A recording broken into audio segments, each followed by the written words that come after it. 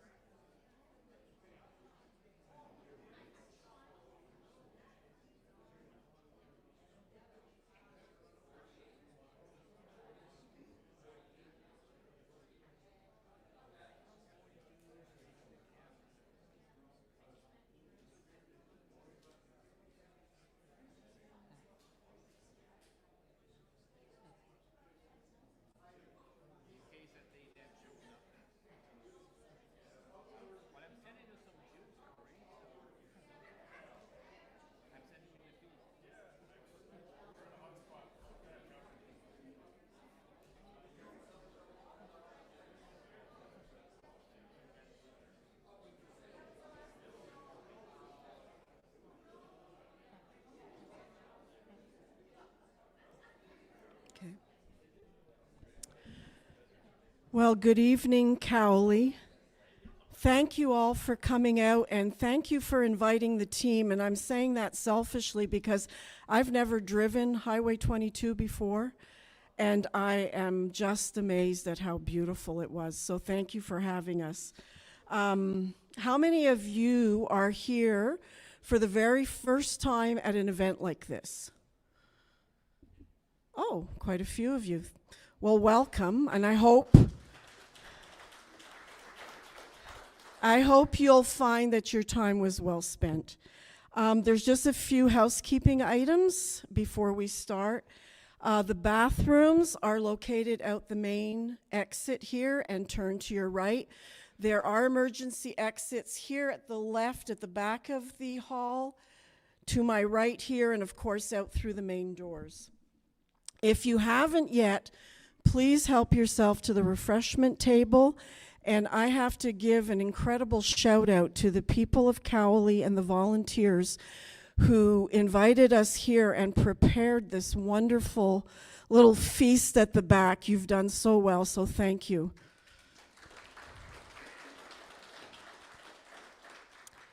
There's also a sign-up table at the back, and if you haven't had a chance, it's just so that we know where you're from, and if we're back in this area, we'd like to send you a poster of any upcoming events that you might be interested in. There's also trifold brochures at the back, contains a lot of information, maybe answer a lot of questions that you might have. So please feel free to pick at least one of each. There's 4 still left, Shane, yeah? 4 different kinds. Take at least one each. And then if you think you can give them out to family or friends, please take more. There's lots more in the boxes. We also have lawn signs. Cory has some over here to my right, and there's some Let's Talk Alberta ones in the back. They're all by donation. So we would love to welcome you tonight to an informational event sponsored by Let's Talk Alberta. And the whole goal of this event and the meetings that we have across the province is just to do what the name says, and that's just let's talk.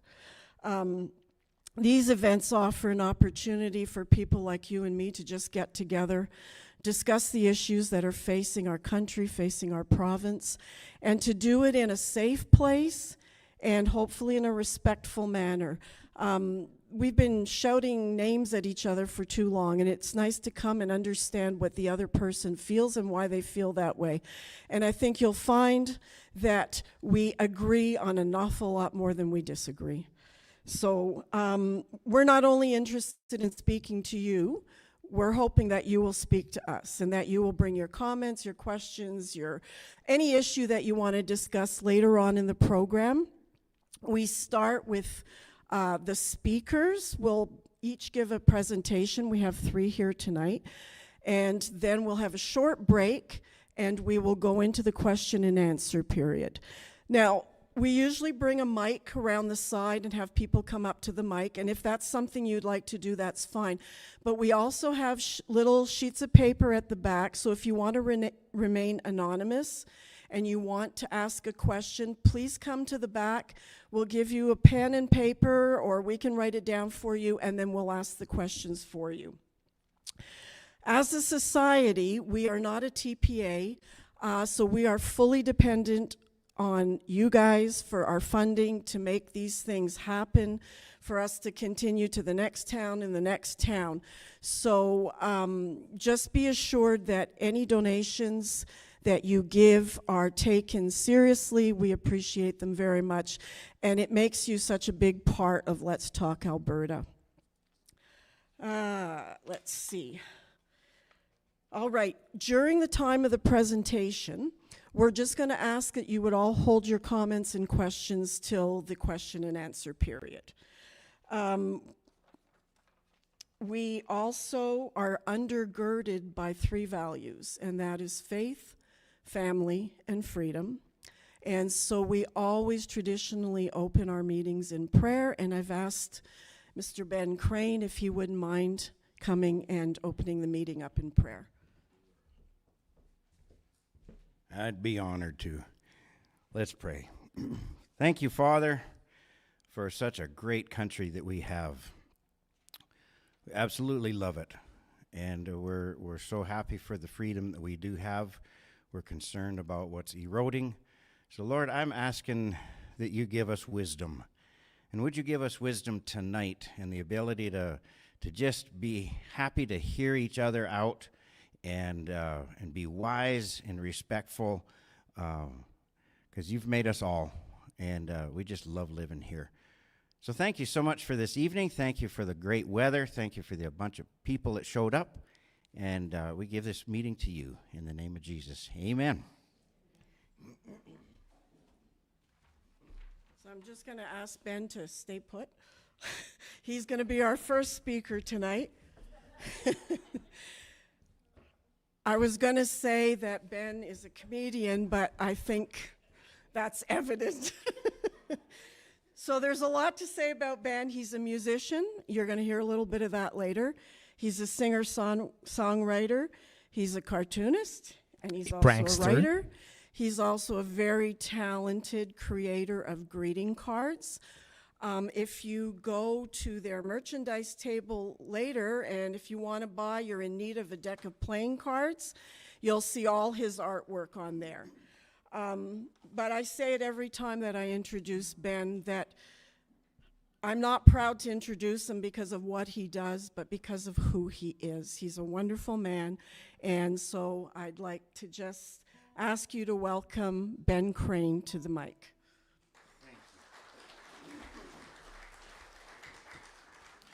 Well, I appreciate that a whole bunch. This bunch of people that we've been traveling with have kind of become almost like family, and we're just as weird as any other family, so we're almost. Yeah, we're weird, she isn't, I think is what she's saying. Hey, thank you guys so much for coming out. Man, I appreciate that. We have some stuff that we want to say and we want to discuss and we want to hear, and it's a whole lot easier to do that with a room full of people than a room full of chairs.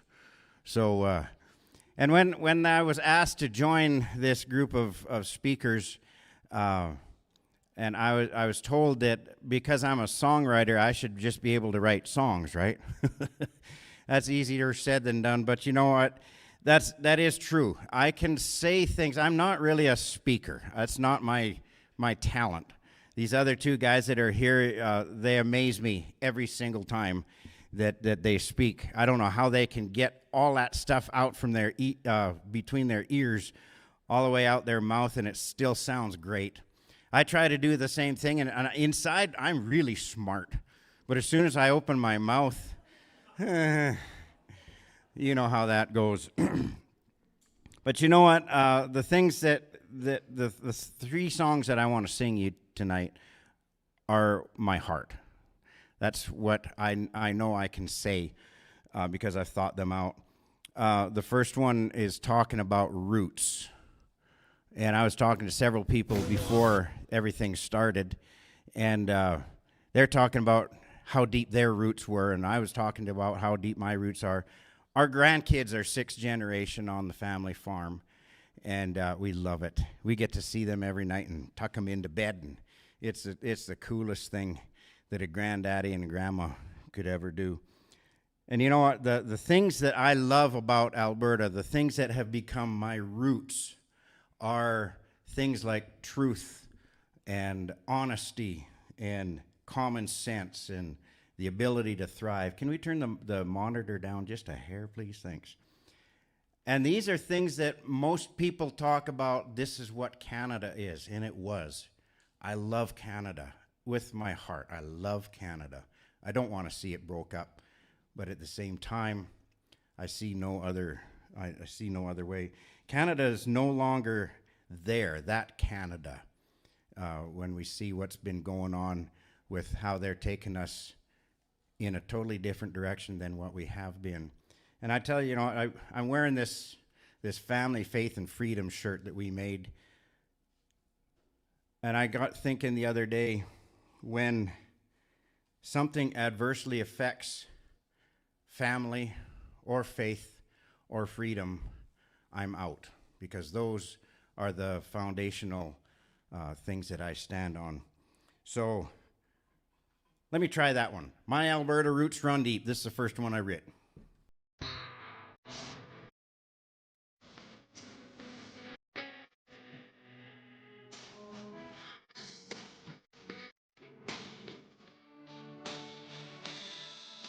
The only life I know goes back 100 years, steeped in deep traditions of blood and sweat and tears. The value of hard work, common sense and hope and truth, family and freedom, and the value of our youth.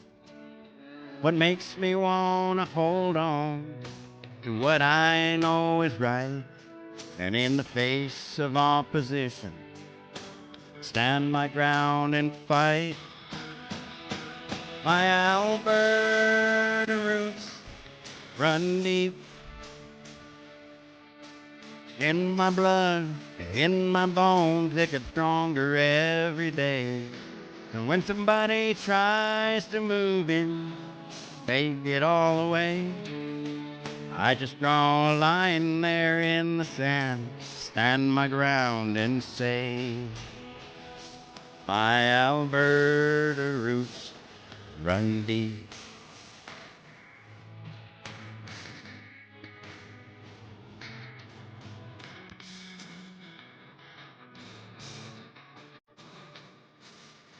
Well, it's living on the land, watching life come and go, working hard and playing hard through sunshine and in snow. We don't really ask for much, 'cause we know that God provides and has given us all the things we need to enjoy this life and strive.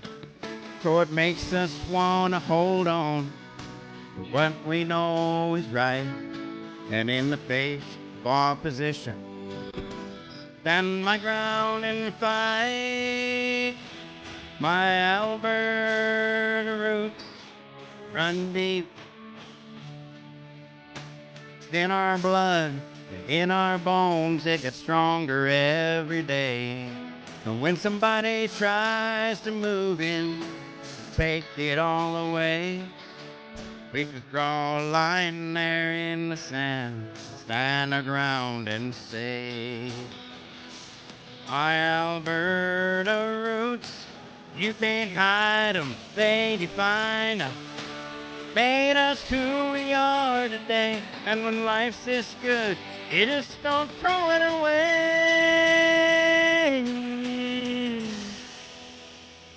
'Cause our Alberta roots run deep. You can't dig it up, you can't pull them out. They grow deeper every day. And when somebody tries to move in and tear it all away, we just draw a line there in the sand, stand the ground and say, our Alberta roots run deep,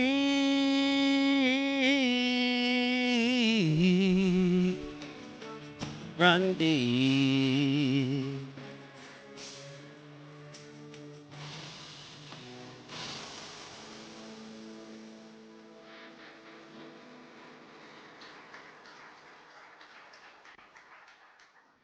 I appreciate that a bunch. There's a couple guys that travel with us that are historians, and they've spent their life studying the history of Alberta. And there's stuff that I did not know. I did not know that we didn't even ask to join back in 1905. And there's a whole bunch of stuff that, I mean, either we would have got swallowed up by Canada or we would have got swallowed up by the States. I mean, that's just the way it was. So who cares, right? We can't do nothing about history back then.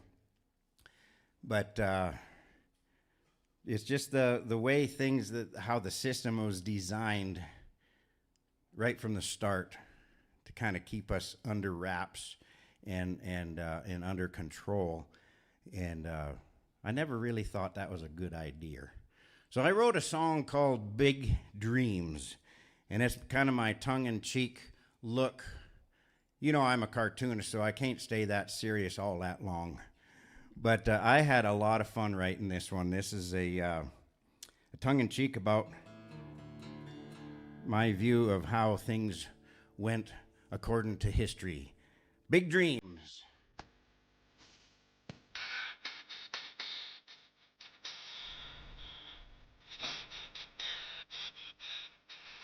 Dance floor's open if you want.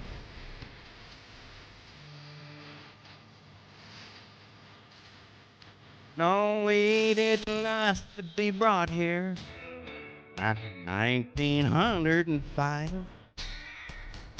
We was just fine, spending our time to mind our own business and thrive.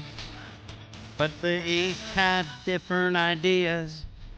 We was too good a deal to pass up. They saw what we had, and they wanted it bad, so they signed us up there on the spot. They said, we'll call you Alberta, land of big sky and big dreams. You do the work, we'll take the pay. That makes us the ultimate theme.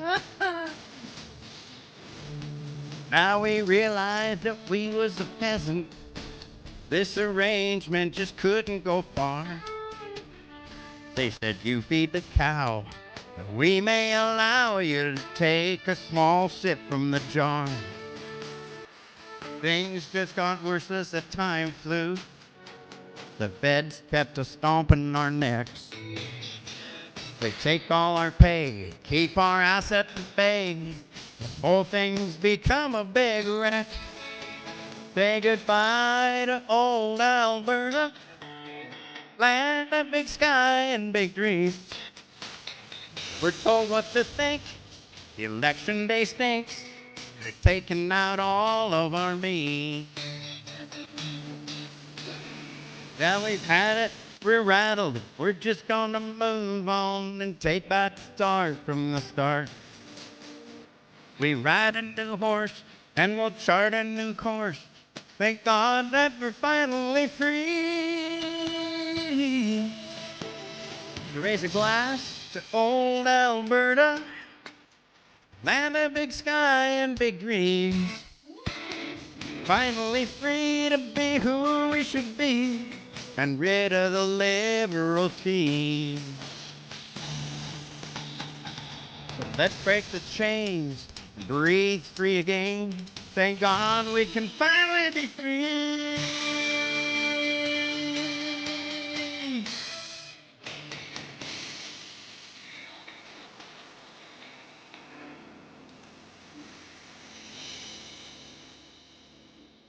Oh, yeah. Boy, we have a lot of fun. I was able to record all of these things in that little studio that I call mine. And it's just fun to be able to get out and say what you actually feel. You know, and that's really what's going on. I have my opinion. You may have yours. You may have yours. Maybe the three of us don't agree on a bunch of stuff. But by golly, we can sure occupy the same room and still grin. And that's not just because you got gas. I didn't say that out loud, did I? You know, I mentioned that our system was designed right from the start to kind of keep us not working that well. And it's amazing to me every time that Alberta seems to start looking successful, there's folks from the east who are saying, we can't have that. And that was right from 1904. There's stuff about that. And, you know, I had an old feller at one of our meetings about a month ago. He says, I just don't know. I don't have the answers. And I don't either. I don't claim to have the answers. I don't own a crystal ball. I can't tell what's up. I'm not an elected leader of any association of any type. I'm just here because I have an opinion, and I was asked to share it. And this old feller says, I don't know anything except for one thing. And he says, we've got to change. Something's got to change, because what is going on now is just no longer an option. That's become the greater risk is to stay the same. I saw a brochure that said, if you choose to stay or to leave Canada, everything's going to go wrong. It's going to be immediate disaster, and nothing's going to work. You might as well just, like the old nitty-gritty dirt band song says, turn out the lights and blow out the moon, because life is ended as we know it. And they said, but if you choose to stay in Canada with the way things are going, at least we get to keep the status quo. And I thought, to keep a status quo does not sound like first day on my new lips, I'm sorry. Does not sound like progress to me. And a status quo, by definition, means that something's staying the same. And we ain't staying the same. We have gone left real fast.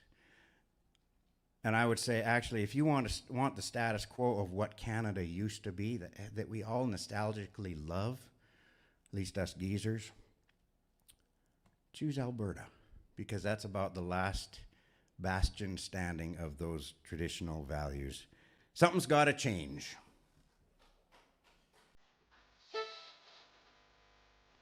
Thank you.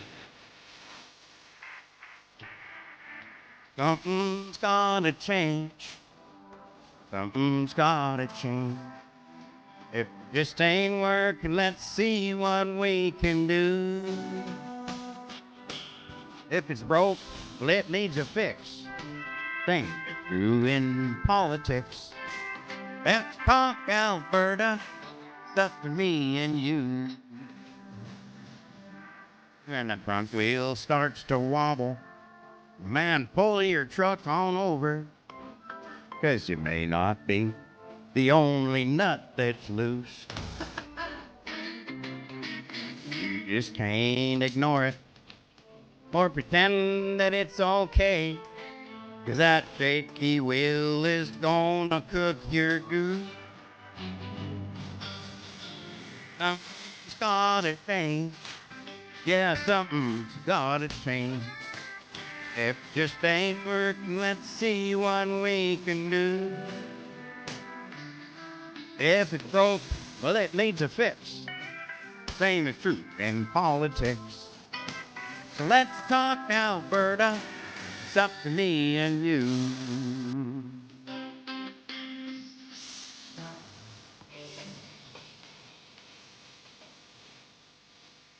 I don't have a crystal ball. I don't claim to have the answer or the way to hold back history's racing clock. But I know it's time to leave the couch, time to hit our knees and rebuild this country on a solid rock. Something's gotta change. Yeah, something's gotta change. If it just ain't working, let's see what we can do. If it broke, well, it needs a fix. Same as in politics. So let's talk Alberta. It's up to me and you. You've heard that real insanity is to try the same thing over again and wonder why you get the same response. There's gotta be more options. There's gotta be a way to bring this crazy train wreck to a halt. Something's gotta change. Something's gotta change. If this ain't working, let's see what we can do. If it broke, well, it needs a fix. Same is true in politics. So let's talk Alberta. It's up to me and you. Yeah, let's talk Alberta. It's up to me and you.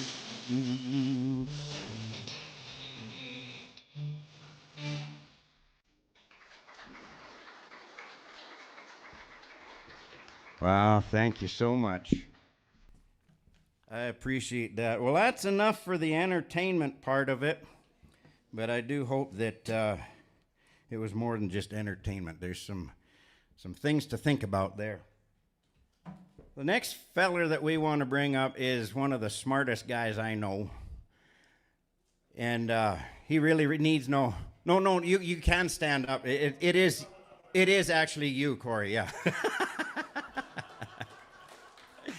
This man needs no introduction, and I've watched. Oh, don't clap yet, because it all goes to his head. No, I've watched him. My wife and I have watched him quite a bit on the inner tube there, and he's got a show with Western Standard as well as several other shows. And what has hit me the most is this guy's about the most level-headed guy. When everybody else's blood starts boiling, typically he is the kind of guy who says, you know what, let's just sit back, take a breath, take a bit of coffee, and let's keep things going. Ladies and gentlemen, my friend and yours, Cory Morgan. Thank you all for coming out. Let's see if I can raise this here before Max comes running up. Now I'll just bend over. So yeah, I mean, it's great to be back here. I was here a couple of years ago. Maybe some of you guys were here then too. That was APP event, I believe, with Dennis Modry and Chris before. And it's just a great little hall and a fantastic bunch of people. I'll be Max. That'll work. Yeah, well, it gets too close, looks too phallic, and I get insecure. So I may as well clarify right now, my pronouns are he, him, in case anybody was wondering. You won't find me in the wrong washroom. I know what a urinal's for. It's sad that these things have to be clarified these days, isn't it? So I want to start off with some good news. Some people might have seen that before they came here. The Stay Free Alberta petition has been finally officially validated by Elections Alberta.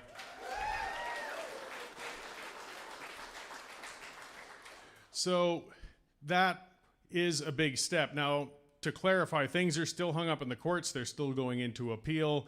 This could be a long, long time before that's all completely finished. But one big item of mistruth and attempts to undermine the effort of all those petitioners who worked so hard out there is gone. The head Nenshi can't keep going around saying that the petition used compromised lists. The Elections Alberta officer said clearly none of the salted names from electoral lists were found in the petition whatsoever. They searched for them. They were not there.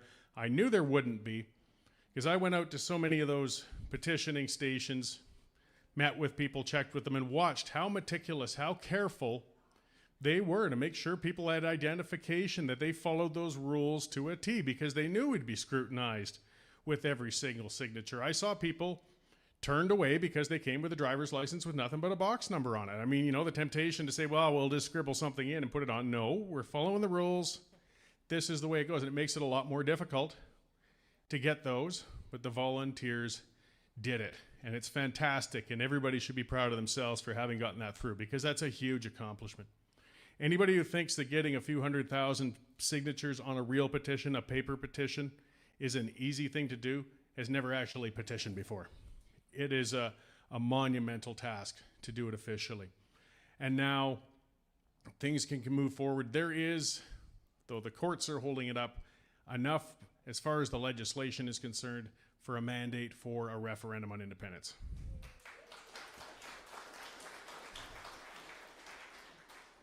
Now that's not going to come right away, as I said. The more immediate one we have is on October 19th. Not exactly the one everyone was looking for, but it's an important event. It's moving in the right direction. We are in an incredible time, a time in our lives like I've never seen before. Some of it seems like a broken clock where we're going over and over Groundhog Day. How many times have we got to keep fighting with Ottawa? How many times have they got to overreach into provincial jurisdiction? How, many times do we capitulate on these things? But I've never seen it where we've had such a solid year of discussing basically Alberta's place within the Federation. I've never seen such an organized push and uprising saying we've had enough, and it's sustaining. I've been involved in independence movements for a depressingly long time. Some of you folks might remember when I led the Alberta Independence Party when I was 29. I barely even had gray hair yet. And here I am still at it. But I'm not leading any parties anymore, so the grays have stopped expanding. But it's an ongoing thing. And what I've seen over those years, usually when we get ticked off, it's like a wave. It comes in, everybody gets all upset. We stomp our feet, we get mad, we yell and do some things. And then within 6 months, it just kind of fades back and we go back into that same old pattern. And then something else happens and we all get wound up again and it fades back. This time, something's different. And the final catalyst was the federal election. I mean, that was just the holy cow, 10 years of Trudeau. Could we not at least get a few years of a conservative government that might be less bad to us for a little while? And no, all they had to do was slap a new coat of paint on another Liberal and we're in for another term. And that's when people said that's enough. I mean, they had it. But it's more than the party, it's the system. And as people talk and discuss and look at things, they begin to realize that. This is much deeper than just a party. That's what brings somebody into the independence fold. If you think you can change anything by just changing the party, well, then what's the point of pursuing independence? But you see people realizing that's why a fair amount of us, so there's a lot of younger people coming out, which is great, but are getting grayer because we've seen the futility of constantly putting it in there and realizing nothing substantially changes. This wave has come in for a year, and it's not just sustained, it's getting stronger. This petitioning, people were pretty dejected when the injunction put it on hold for a little while. They wondered, did I stand out in the highways freezing, people swearing at me, people like that lunatic who was driving around in the Jeep here calling us traitors, people who had coffee thrown on them, cigarette butts butted on their face. It really happened. They're thinking, did I waste all my time on that? And I tell you what, even if it wasn't validated today, nobody wasted 1 minute of their time when they went out and did that petitioning. What that exercise did was built a foundation and an organization and a network, socially and literally, of people who are working together now to move us closer to independence. We haven't had something like this before. We've never had a foundation like this before. We had the Western Canada concept way back in the 80s. Got one person elected in a by-election on a protest vote. It's an accomplishment. But that was one of those waves that came in and kind of went away again. They didn't build what's sitting here now. 7,000 people signed up as volunteers to garner signatures. That number has been growing. And now there's probably well over 10,000 people are saying, what can I do? How can I work on this? What can I work towards? This is a movement. And that's just the movers and the shakers on the ground. We've got hundreds of thousands, if not millions of people now who are doing a self-examination on the issue of unity, on the issue of federalism, and starting to wonder, is this worth it or not? We never had that many people thinking about this issue. And it's certainly not going to go away. It's not going to go away between now and October 19th. But it's up to us to make sure that it does continue after October 19th. Some people, again, some of that frustration, dejection, saying, well, we didn't get the question we wanted. This isn't the direction we wanted to go exactly. Look, nobody said it was going to be easy. We knew they were going to throw every hurdle and roadblock at us that they could think of. And they're going to continue to. But we still have to keep pushing forward with whatever mechanism we have. And having this opportunity to express, the problem is we have to win it because we can't afford to lose it. So even if on October 20th, even if we'd had a 60% vote, guess what's happening the day after? Well, actually not much, because it's a non-binding referendum. But it does mean this is carrying forward. And I'm not campaigning to lose. If we come in at 40%, I've still got to mention that, that's a very strong chunk of Albertans who have said enough is enough and it's time, and we keep working from there, and then we examine why the other 20% haven't come over and we go from there. But if we come into this and get 20% this October, we're going to have a really, really hard time trying to keep that concept of breaking out of the Federation alive for people. It's not going to go away. I mean, again, I've been at it since I was 29. I don't care if it's 2%. I'm still going to keep hammering at it. But I really want to see this come in my lifetime. And we have an opportunity. So what have we got to do, though? What have we got to do? I think most of us, and I've had those conversations at the table off to the side already, we got to talk to people. We've got to engage people. We have to be the campaigners. This is unique. We don't have a René Lévesque or Jacques Parizeau. We don't have a party doing this. And I think it's an advantage and a disadvantage, because what we're working on, again, is unprecedented and it's personal. It's very important to people. We're asking them to make still what is considered one of the biggest decisions of their lives. And one of the areas we have to check ourselves as campaigners is when we dismiss the concerns of somebody who's undecided or opposed as saying, that's just emotional, it's foolish, it's just emotional, it's stupid. Well, you do that, and that hand that was hovering over the no is going to drop right over there and vote for it for sure. We have to respect why they are reticent to move our way. And that's what we got to keep in mind. We're of the habit, we're doers. We're people who get up and go to these meetings. We're the people who go out and petition. And we like talking at people. I sure do. I do it for a living. But sometimes we got to change our own nature. And the most important thing, and I was talking to another gentleman, it's true, we've got to listen. Because lots of people have concerns. Lots of people are on the fence. And they will come to the same conclusion as us, but they need some of these discussions to get there. We facilitate the discussions. We're not telling people what to do. We are guiding. And they will come to that conclusion on their own. And that's how you do it, especially with an emotional decision. It doesn't matter if it's nuts and bolts, finances, economics, freedoms, constitutional ideas. Those things are all great, and we can bring out the textbooks and talk to people, but when they just feel a sentimental attachment to the old system and that's what's holding them there, it's still going to hold them there, and it still brings that vote to the direction we don't want to see.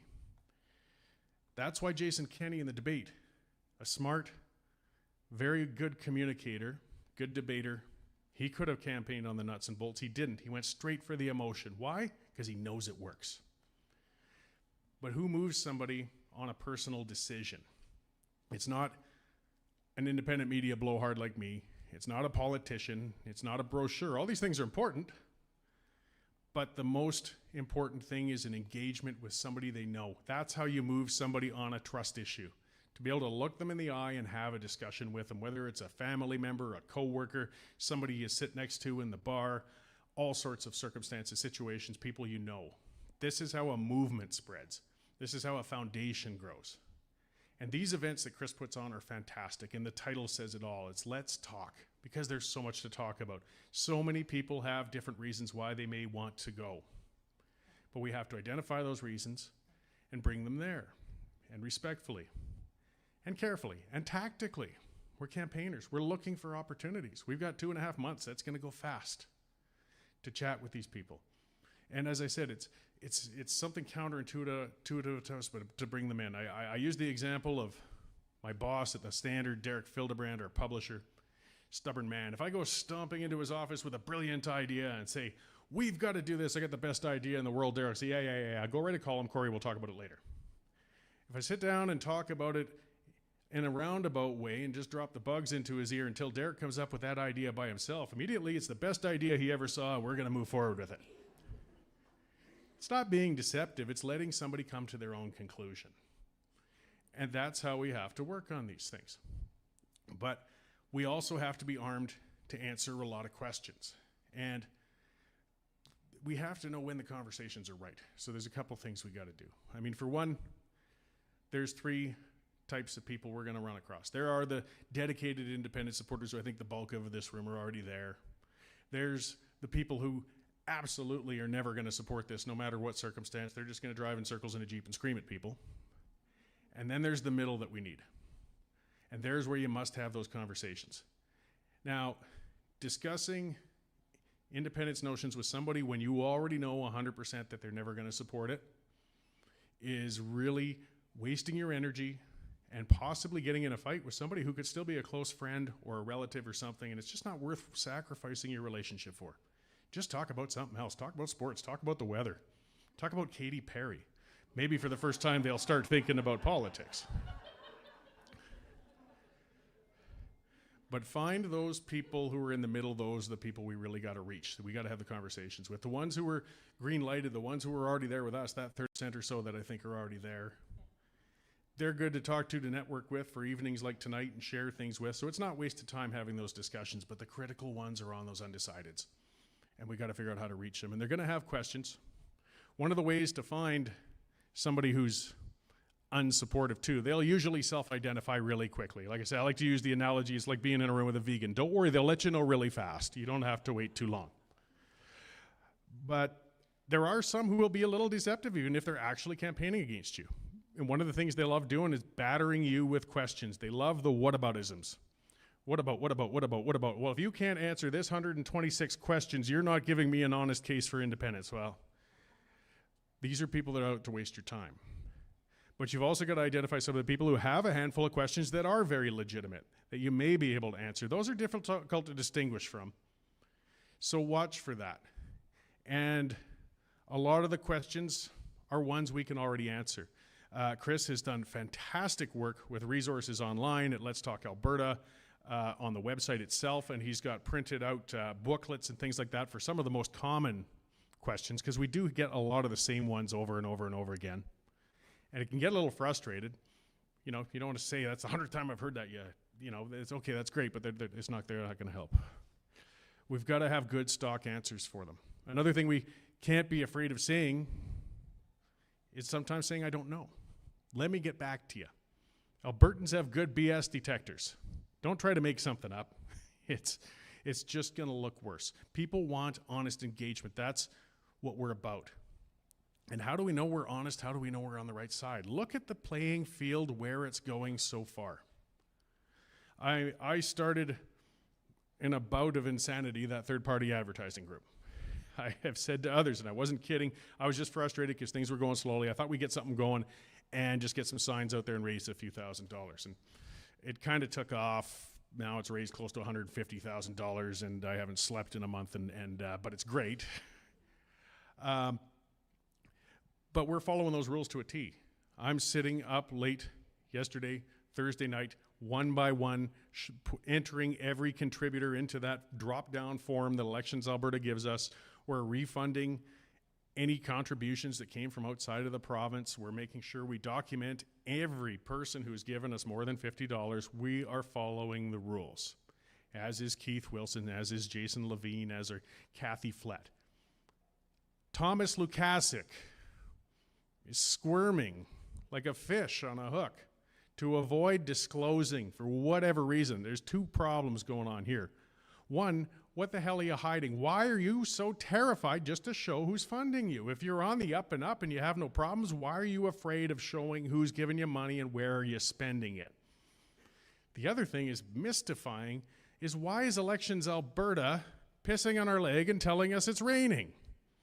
Because, I mean, it's a campaign. It's a campaign by 100 different definitions. I don't know if that, they have had thousands of complaints. Thomas Lukasik has literally said on video, I am campaigning. He has literally said on video, I need to win this referendum. He literally has opened 3 offices that say campaign office on them. And Elections Alberta said, no, he's not running a campaign. He doesn't have to disclose. What the hell? I don't know. We can only lose so much sleep over what the other side's doing, but it also shows the principles of the other side. The other thing, so they're willing to set aside transparency, honesty, and following the rules. That tells us a lot about them. The other aspect is who's out there attacking? Who's throwing people into traffic, as we saw in that video with the guy with the flag? Who's butting the cigarettes in people's faces? Who's driving around screaming? Who's stealing and vandalizing signs? It's not us. I got to admit, I'm sure we got a few nuts among us. I mean, when you get hundreds of thousands of people, you're going to get a few. That's law of averages. But in general, we've been upbeat, we've been peaceful, we've been positive, and we're going to maintain that.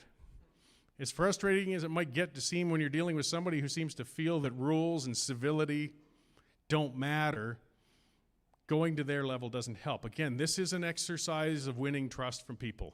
These guys don't realize that when they're playing like weasels, they're not going to win that middle ground that we need to win. People will see through that. So we will maintain that higher ground and continue to, and let them do their running around. But it's going to be a battle right to the end. They're going to pull out all the stops. We're just building the foundation for this campaign right now. I mean, when Labor Day hits, that's when it's really going to hit in full. The most we can get done right now is helping to build that foundation so we can hit the ground running, because this is a tough one, guys. This is a lot of people to win over in a short period of time. We're doing great. You know, we've been raising more funds than we imagined out of things like that, but you got to look at the numbers. In a regular provincial campaign, a party is going to spend $5, $6 million, $10 million. We are capped as third-party advertisers. We can't raise or spend more than $607,000 each. Now, we can have a whole number of third-party advertisers, and that'll make a cumulative thing, but it makes it impossible to have one central campaign organization. So we all have to bite off little bites of the campaign. It's kind of unique. It's a brilliant political exercise to watch unfold. We've never seen really anything like this before. I think it has advantages and disadvantages. But we'll see where it goes. It's a tough role. I've specialized in signs, for example. I've had people say, signs don't vote. You're putting way too much focus on signs. Well, that's what I'm talking about, taking a bite off, though, because another third-party advertising group won't have to spend as much on that. Maybe they can spend on polling, or they can spend on literature, or they can spend on databasing for get-out-the-vote campaigns. Just leave the signs to me, guys. I can manage to get 600,000 of them worth of them out there. But the other thing signs do is they open conversations, and that's what we need to do. We need the engagement. We need to normalize this conversation. There's so many people still speaking of this that support it, but speak in whispered tones.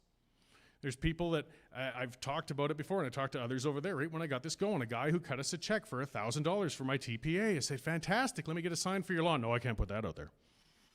Man, you'll spend $1,000 on this, but you're still afraid to put a sign on your lawn. What'll the neighbors think? We got to get past that. But it's easier to do it when the neighbor down there has already put a sign up, and when that Alberta flag is up over there. We all got to be the first ones to step forward, and the more that come out there, the more they will spread. And I think more will come as we get into fall and people are paying attention. So signs change votes? No, they don't. But if you got that sign on your lawn and you're mowing the lawn and you talk to the neighbor who you never talked these sports issues about before, and it turns out perhaps that person thought the same way you do, but they never felt like talking to you about it before because it's that taboo issue. But now they see the sign and they can have that conversation. And they realize, you know, holy cow, we got 4 of those down the block now. They are springing up. This isn't a minority thing. We've got to do it on many, many fronts. You know, this is going to be a campaign on many levels, but we're the ones. We're personally responsible, and we're the perfect province for it because we're built on that.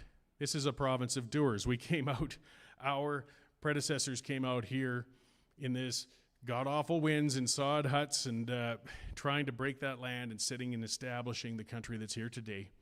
And they're Canadians. I don't have a problem with Canada, and I still love and respect the history that brought me to where I am. It's just now that it's time to evolve and change.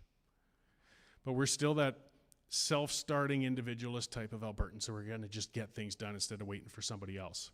And that's why we can take that campaign on our shoulders and make it a success, even if it doesn't have an established political party. We don't have a blueprint because it's never been done like this before, but we're going to figure out how the heck to get it done, and we're just going to get it done. So I'm going to leave it at that, and I'm going to bring Chris up here to speak to you, and then we'll get on to the question and answer phase 2, which I really look forward to, because everybody always hits me with one I never even thought of, and that's the part of this where I get to learn some stuff too. And again, once in a while you might even hear me say I don't know to a couple of them when you catch me flat-footed. Not too often though, but it happens. My wife will remind me. So thank you for letting me bend your ear for a little bit. Chris Scott started this up. He's done so much work. It's been so brilliant. And again, one of those, I think, who doesn't need any introduction. You know who he is, and I'm looking forward to seeing what he has to say to you tonight. So I'll talk to you again when the question and answer starts, guys. Thanks.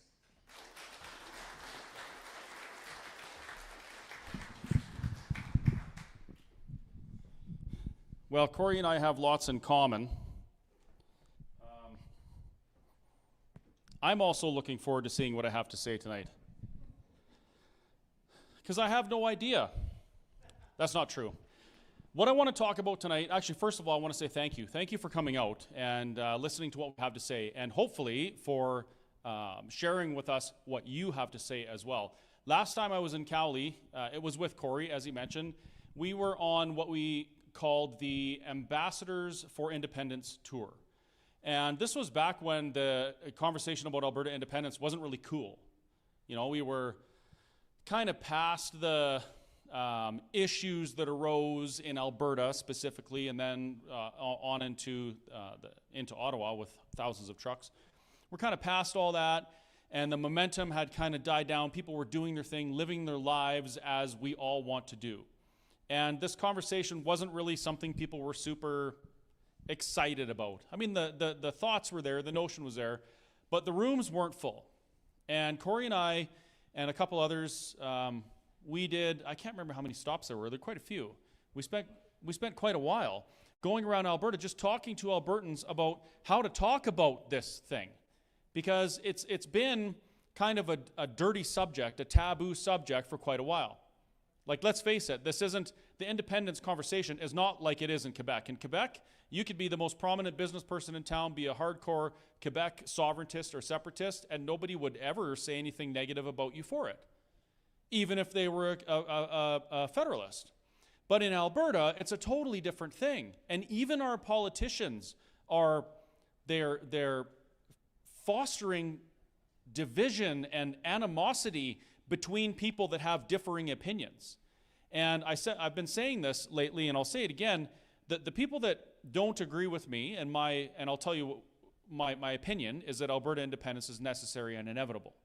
The people that disagree with me on that are being led by some to look at me as less than human, as somebody who is talking about things that shall never be spoken. You know, I'm a what's the word? A dirty seppy now.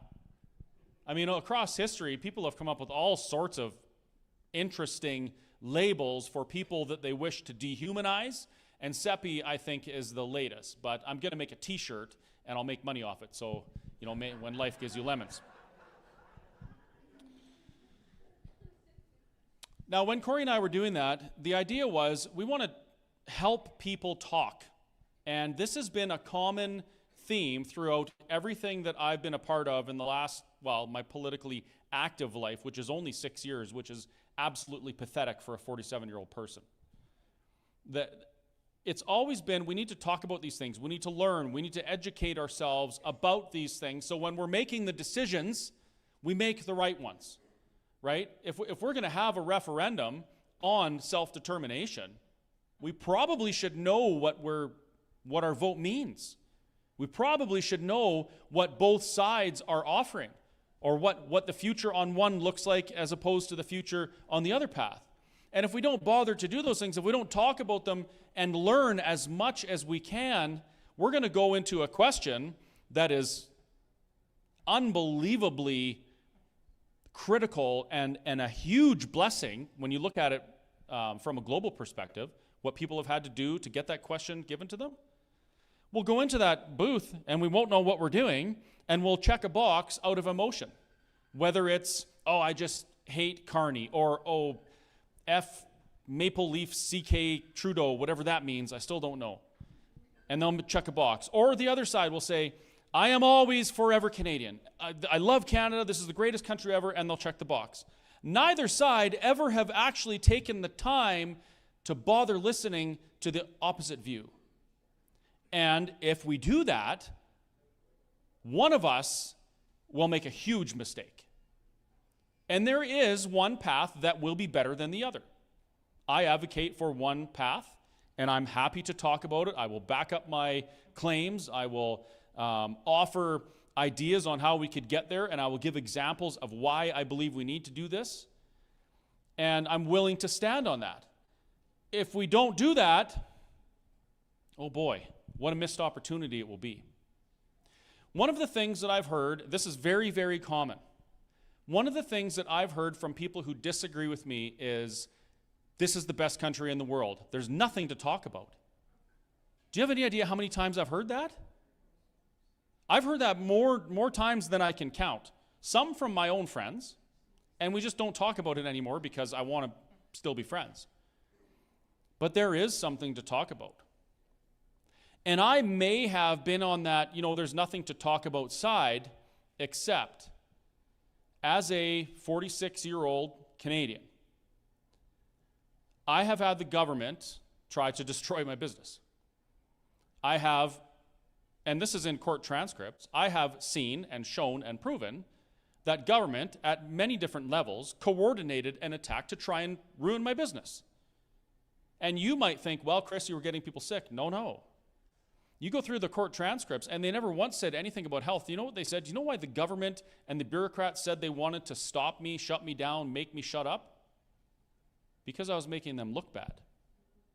Because me wanting to have a conversation about something that important that was affecting, at that time, hundreds of millions of lives across the globe, I wanted to have this conversation, and they wanted me to shut up because I was making them look bad.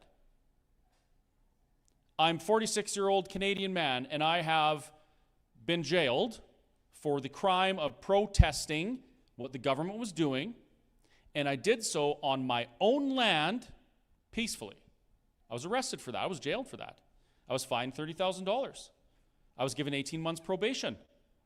I'm a Canadian citizen, and I have had my mobility rights suspended, my charter right to mobility suspended, for the crime of standing on my own property in peaceful assembly with my peers.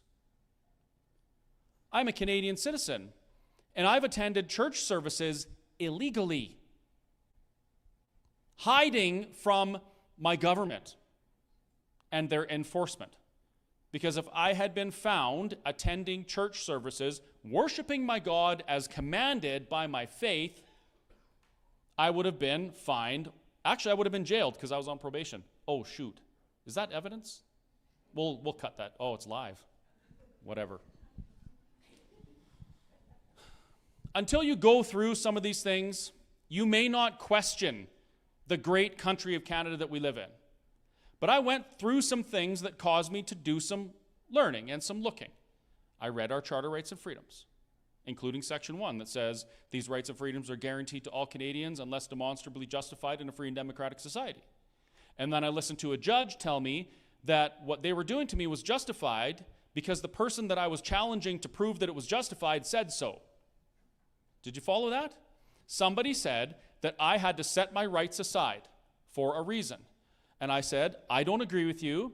And I went before a judge, and the question was, it was, Judge, they're telling me to do this. I don't believe that they have the evidence to support that, so I want them to show me the evidence, and then we'll go from there. And the judge said, they said so, that's the evidence. Now, I'm watching as our parliament descends the once great nation of Canada into something that does not resemble the Canada that I grew up in. I'm 46, which means I started school in early mid-80s, I guess. I was born in 79, so I would have started school in, 1985 or something like that. That was a fantastic time, by the way. And I can remember my teachers, in particular my grade 4 teacher, a few years later, Mr. Ruda, telling us about Canada, about the Charter Rights and Freedoms, about the Constitution, which had only been repatriated a few years prior. And he was so excited about it. His eyes were glistening, and the man would tear up, telling us how Canada is a free nation, and it will always be free, and it's the best country to live, and you have these rights, and you have these freedoms, and nobody can take them from you. And so, like many of you in this room, I didn't grow up. Who am I kidding? I aged with that in my heart, thinking about Canada. And I can't even describe to you how painful it was to realize that what Mr. Ruda had told me and the things that Mr. Ruda knew to be true in his soul about this country that he lived in, and he was a new Canadian. It broke my heart to realize that that was not true. It used to be, but it isn't anymore. My friend Michael Wagner describes very eloquently the difference between old Canada pre-1982, pre-Pierre Elliott Trudeau, and the Canada we inhabit now post-1982, post-repatriation of the Constitution, post-Pierre Elliott Trudeau. And they are two different Canadas. And anyone in this room, regardless of what side of this conversation about Alberta sovereignty and Alberta self-determination you're on, you know that there is a vastly contrasting difference between old Canada and new Canada.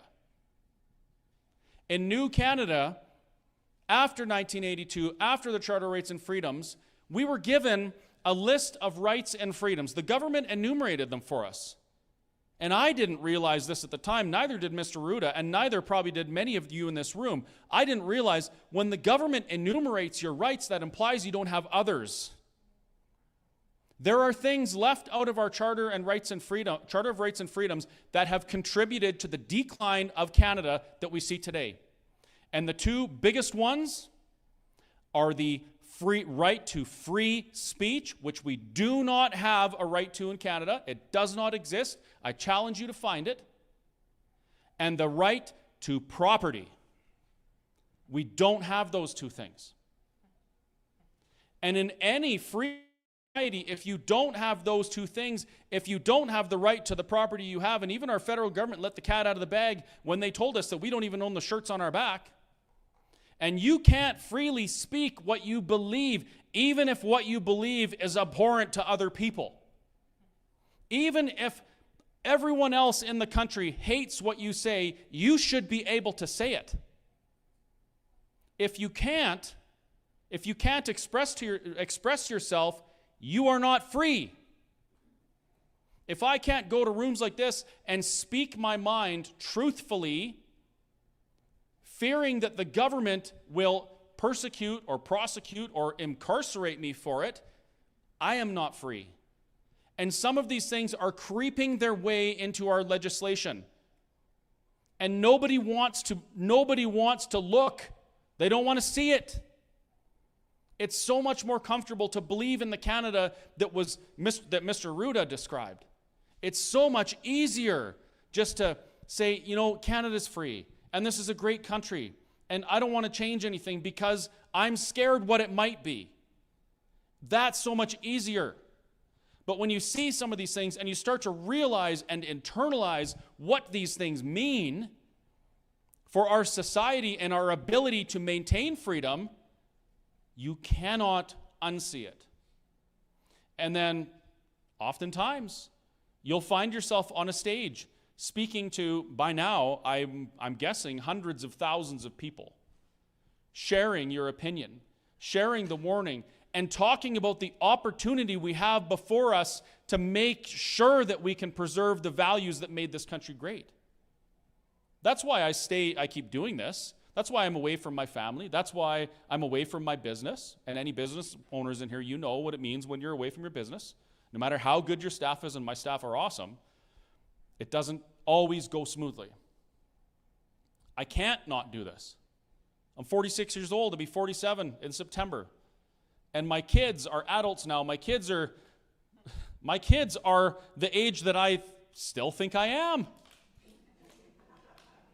They're at that time in life where they're thinking about, what house are we going to buy? Where are we going to live? What's my career going to look like? How am I going to retire? How am I going to raise children?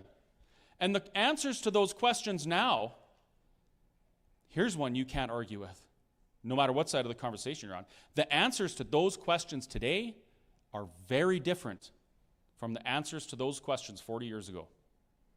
Very different.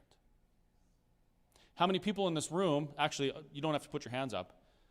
I would wager that there's people in this room who have kids who say, I don't want to have kids in this world. I don't want to bring kids into this world. How could I do that to them? What does that tell you about the job that we've done as the stewards of civics and democracy over the last 40 years in this country, that our kids don't want to have kids and bring them into the world because they're so distraught by the condition of our country? These are the reasons why we have to talk about this and stop just discounting what the other side says because of our emotional connection to something, whether it's anger at Trudeau, and there was a lot of that, or whether it's patriotism to a nation. A terrible truth that I learned, and this came to me at a Remembrance Day ceremony. Patriotism blinds people to the failing of their nation and makes them continue the same thing, pursuing the status quo because of a feeling.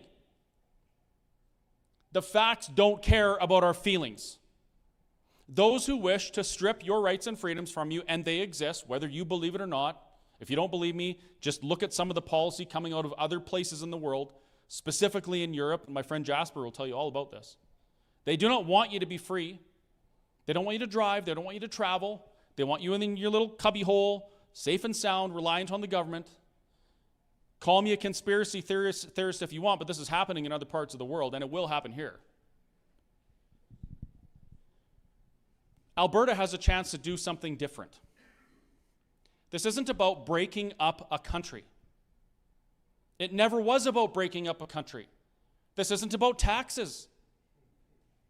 This isn't about Carney. It's not about Trudeau. This is about a group of people who have a right, an internationally recognized right to self-determination, should they choose to grab that. Did you know that? Did you know that's a right that's recognized on the international stage? Canada recognizes it. They recognized it when Kosovo declared independence in a way that wasn't really on the up and up. They recognized it with Palestine just recently, with Somaliland. A people's right to self-determination has nothing to do with the preference of the government that they want to leave. This isn't about the Canadian government. This is about Alberta. And Albertans have gotten to a point, whether it's through heartache or anger or fear, because, I fear what could happen if we don't act. We've gotten to a place where we're willing to have the conversation about a future in which we self-determine. This is a big deal. And the world is watching. You know, they're talking about this in Europe. They're talking about this in Australia. I've been interviewed from places all over the world asking me about what's going on in Alberta. Why are you guys wanting to leave Canada? The conversation is real and it's relevant. So we're going to be asked a question about our self-determination in October. And after that, no matter which way it goes, nothing's going to change, but the conversation will change. If Albertans overwhelmingly say we want something different in October, we start talking about what that difference looks like. We start talking to our First Nations partners about what that looks like. And by the way, it's my opinion that an independent Alberta would be benefit First Nations more than anybody else. And we get to pursue something that other people have had to picture this. You have a family, you have a quiet life, and the government is like they're starving you. They're doing terrible things to the people in your region, in your province, whatever. And the people decide, we're going to fight for freedom. We're going to get away from these tyrants because we're sick and tired of being under the boots of these people. And that means that people have to go fight them.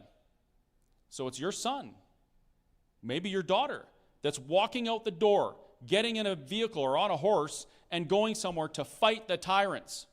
And they don't come back. And this happens year after year after year. In some cases, on this beautiful planet we live, it's been decades of fighting like that. And finally, after the sons and the daughters are gone, and those parents have gone, and it's the next generation or the generation after that, somebody gets to go and answer a question about whether or not they're going to self-determine. Can you imagine? You imagine how blessed those people must have felt? Now consider what you're going to get as an Albertan. Either side of the conversation.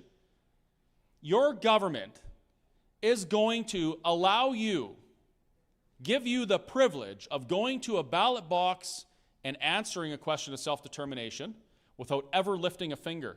You could do nothing from now until October 19th, and you will still get that privilege. I say that we should feel the weight of that on us every day until October 19th. And the weight we feel should make us understand the responsibility we bear to have the conversations, to make sure that when we answer that question, we are going to have the best outcome for Alberta, not just for us, but for our kids and our grandkids. That's what this is about. That's why Let's Talk Alberta exists. Last night, we had the privilege of having an elected official at one of our meetings. They didn't ask any questions. I understand why. But one of their friends did. And as Cory described, the question was about the what-if-isms. Is that how you call it, Cory? What-if-isms? Well, how is it going to go? What exactly is the plan? Tell me a fully costed whatever, and tell me everything about it. And I have to say, you know what? I can't give you that. I can give you my opinion. I can stand up here for 4 hours and tell you what I want to see in an independent Alberta. And just the Cliff's Notes, it would be individual rights and freedoms are at the core of everything. But the bigger question is, what is the opportunity that Alberta and Alberta will have should they choose self-determination? All of those questions you have about what's the military going to look like? What kind of currency are we going to have? How are we going to do international trade? How are we going to get stuff to Tidewater? What are we going to do with our airports? All of those questions, for the first time in Alberta history, we get to answer them. Can you imagine? Can you imagine, as an Albertan, if all of these policy decisions all of the sudden came home to you and they were reflected in our elections? And when we elected people, when we held a general election, the results of it were relevant to us. And all of those things could be decided by people who were accountable to us, rather than people thousands of kilometers away that don't ever suffer the consequences of the policies they impose on us. And we can't change it. This is the problem. This is why, while I will forever be Canadian, because nobody can take my citizenship, I want Alberta to be able to self-determine. I'm tired of watching the news, and I walk home from the ballot, from the polling station, I walk into my house, I turn the TV on, and the election is called. Our ballots haven't even been opened, let alone British Columbia's ballots. I'm tired of that.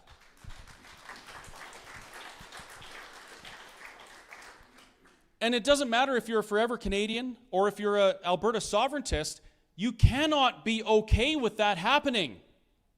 How can you be okay with not being able to influence the outcome of your democracy?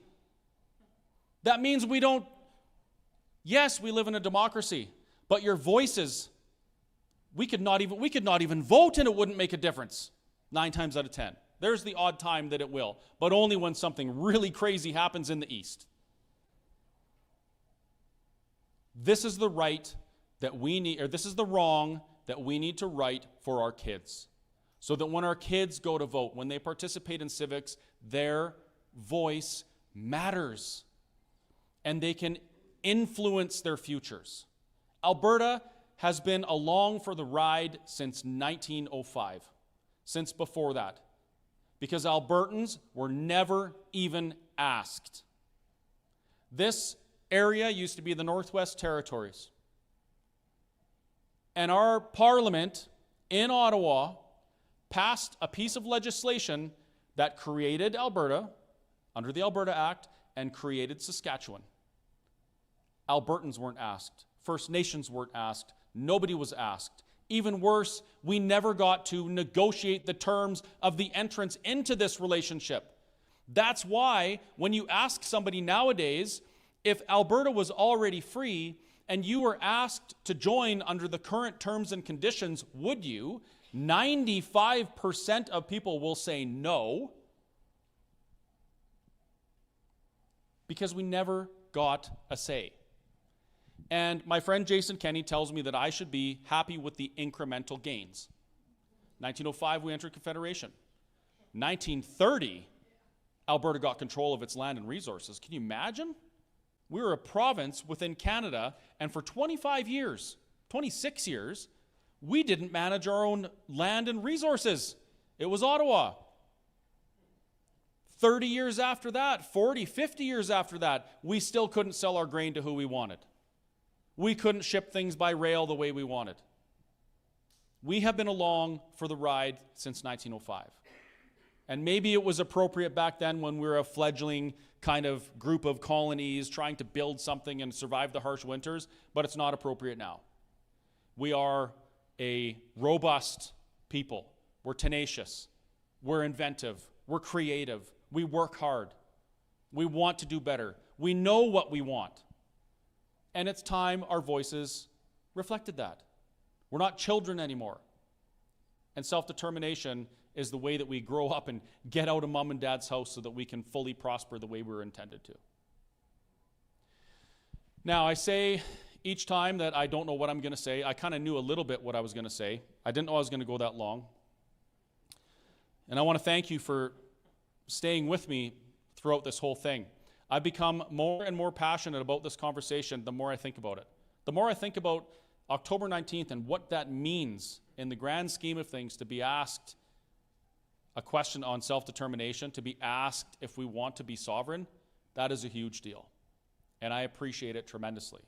I appreciate living in a country like Canada that affords me that opportunity. I appreciate living in a country like Canada who respects a people's right to self-determine, even if those people are currently in a relationship with them. Now, on to the not-so-fun part. Let's Talk Alberta is a grassroots initiative. I literally phoned Shane one day and I said, Shane, this is what we're doing, and I need you to do all this work. And he's like, all right. And we got our little motley crew together, and we started filling rooms and having these conversations, and it's been going very, very well. And the only reason we've been able to do it is because those very intimidating yellow buckets over there that kind of maybe remind you of church are getting filled. We need your help to do this. If you can support what we're doing, please put something in the bucket. Don't feel compelled to do so. You certainly don't have to. But if you can, we appreciate it. And every dollar you put in there helps us do another one of these events. It helps us print those trifolds and those booklets, which we're going to be printing a lot more. I just did a quick quote to see what it's going to cost to send flyers for our Grand Prairie event in September. $8,000 to do a mail out for flyers. So when you guys donate to Let's Talk Alberta, these are the kind of things we're doing. We're trying to get people in the room to have these conversations, especially the people that disagree with my position that Alberta independence is necessary and inevitable.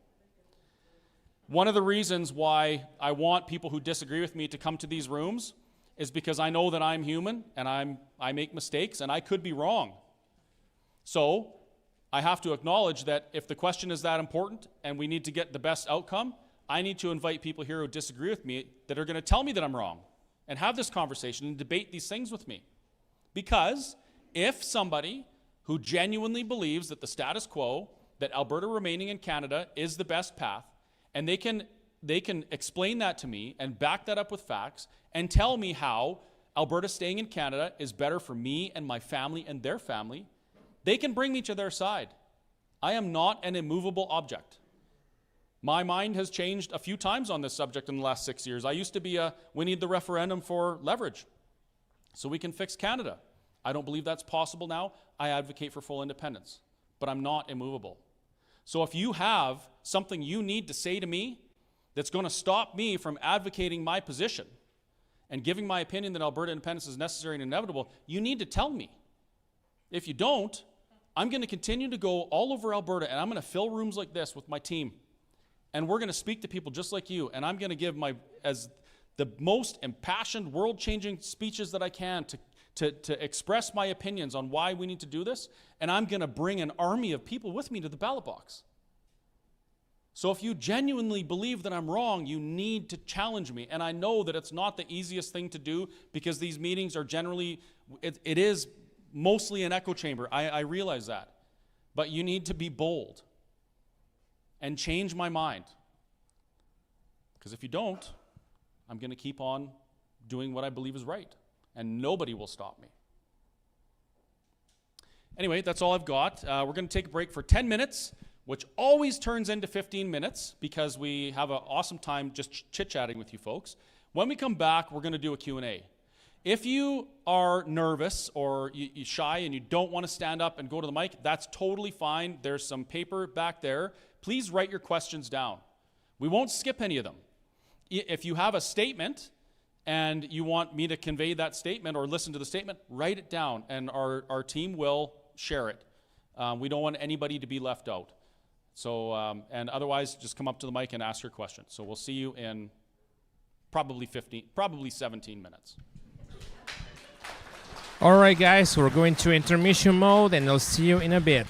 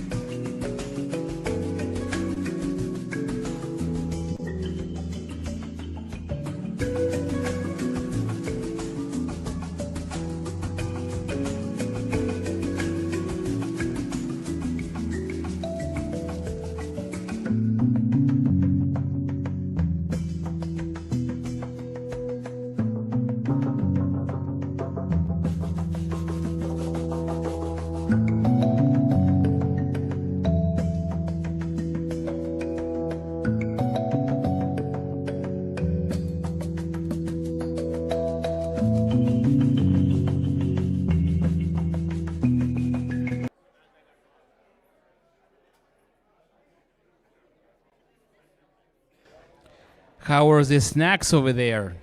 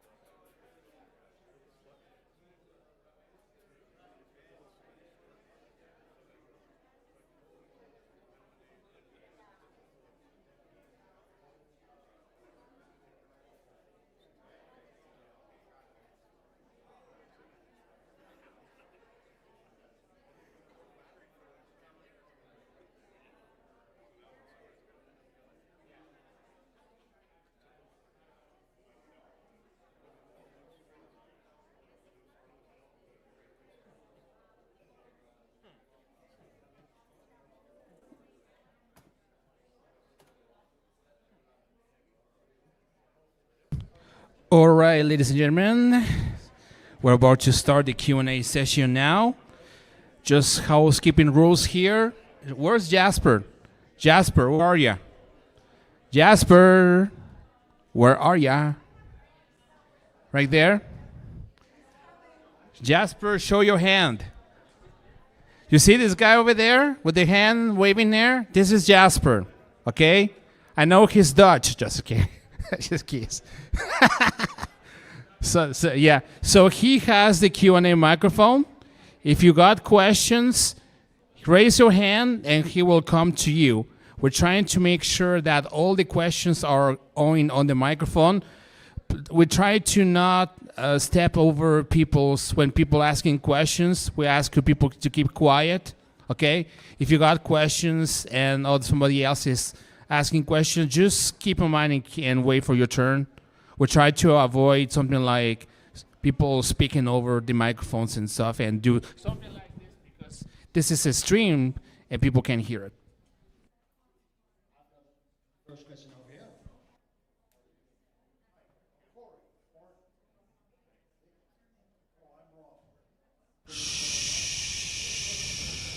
If we get 51 or higher as a percentage of the vote, why do we have to wait 2 years for another one? Sure. And I don't know if it'll necessarily be 2 years for another one. That's been kind of the way things are looking, though, the way we get dragged out. That's a kind of a separate discussion. But this one is not a Clarity Act compliant question. It's not a yes-no question. It's not an up-down question. So even if we got 65, 70%, it still wouldn't trigger the full independence. Though, the higher we get in it, the better the chance we're going to compel a real referendum faster. So we still should be fully motivated to get as high a turnout and a choosing of that option in this one. As for the 2-year timeline, you might have got that from me speaking the other night. I just think politically, looking from the perspective of Premier Smith, she's going to fight tooth and nail to avoid holding a referendum like that during a general election year. Your window would probably be most effective after that general election to try and compel that. But there's a lot of things to do between October 19th and then, and we'll talk about that on October 20th. So I'll add a little bit to that. This referendum, it's what we're trying to do is we're compelling the government to acknowledge the will of the people, and they don't want to. So it seems to me like they're facilitating the will of the people through legislation. Yes, I appreciate that. But at the same time, they've openly declared that they will campaign against the idea of an independent Alberta. So they're not going to make it easy. Now, this is because that government wasn't elected on a mandate of independence, and I understand that. So having them facilitate this will take longer. If Alberta elected a government with a mandate to hold an independence referendum, it would happen very, very quickly because it's a very different thing. So right now, we're trying to push an unwilling government to do something they don't want to do, but they have to do because if they don't, they'll lose power. If we elect a government that's focused on doing that, then they would do it immediately because that's what they were elected to do. So that's the difference here. And for all the flack I give our current government, they are doing what they said they were going to do. The only thing that lots irks me, but the thing that really irks me is that they're openly campaigning against, which I don't believe is appropriate from our government. So if you hesitate to have any questions, we're happy to ask them for you. We can understand that sometimes the questions could be harsh or something else. We're happy. Sandy over there is happy to write your question down and she will be asked. By the way, we want to thank you for the reporter sitting over here. I see you have some snacks. Enjoy. Well, Sandy, here you go. Okay. This is an audience question. If, God forbid, we don't win the referendum, what's next? I think it'll be a Wednesday. Is it on October 19th, Tuesday? Something like that. Yeah, Wednesday. Yeah. Sorry, I can't help Do you myself. want to start with that? Go ahead. Life goes on. We do the same thing that we're doing. We try to encourage conversations, engage in civics, participate when we can, express our opinions, and wear them boldly without fear. It's actually the same. If it's regardless of which way the referendum in October goes, the next day is going to be the next day will be a celebration or not. But after that, it's kind of business as usual, and then continue the conversation, and then we just keep moving forward. And I've said I believe that we're going to hear yay, you guys won your referendum, and you've asked that we begin the process to pursue a constitutional referendum. But we have an election coming up in 2027, and you need to fear the NDP. So just let's worry about winning the election, support us, give us your money, worry about your sovereignty later. That's what I think is going to happen. It may not. But in a nutshell, nothing really is going to change either way. And the conversation is relevant regardless of the outcome. Yeah, I'll go a little further. As for what we should do, I mean, I've been committed to independence for a long, long time. I'm going to be committed the day after the referendum, no matter what it turns out to be, and I think a lot of us will. That's the time for us to, take a breather, because we're going to be really tired after that campaign.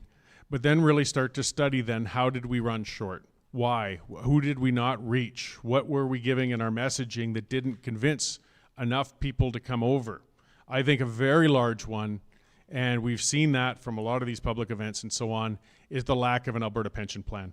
There's been a lot of misinformation that people will lose their pensions if we become independent and things like that, and it's made a lot of seniors very uncomfortable and worried. We get that question all the time.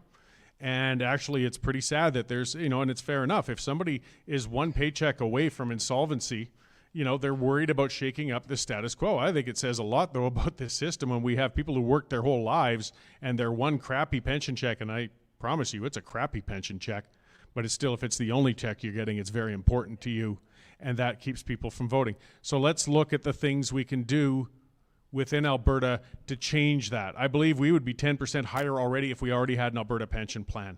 Why have we not fully gotten that provincial police force? Those things from the Alberta agenda that Stephen Harper put out 25 years ago, and we still haven't done. Ben Trudeau, if you get the chance, or watch some of our past broadcasts, he's fantastic from Quebec, and he does lecture us on a lot of things, saying Alberta's really got to start doing a lot of the things that Quebec's already been doing by making themselves much more independent within Canada. Those are the things to do the day after if, as was said, heaven forbid, we shouldn't get over 50% on October 19th.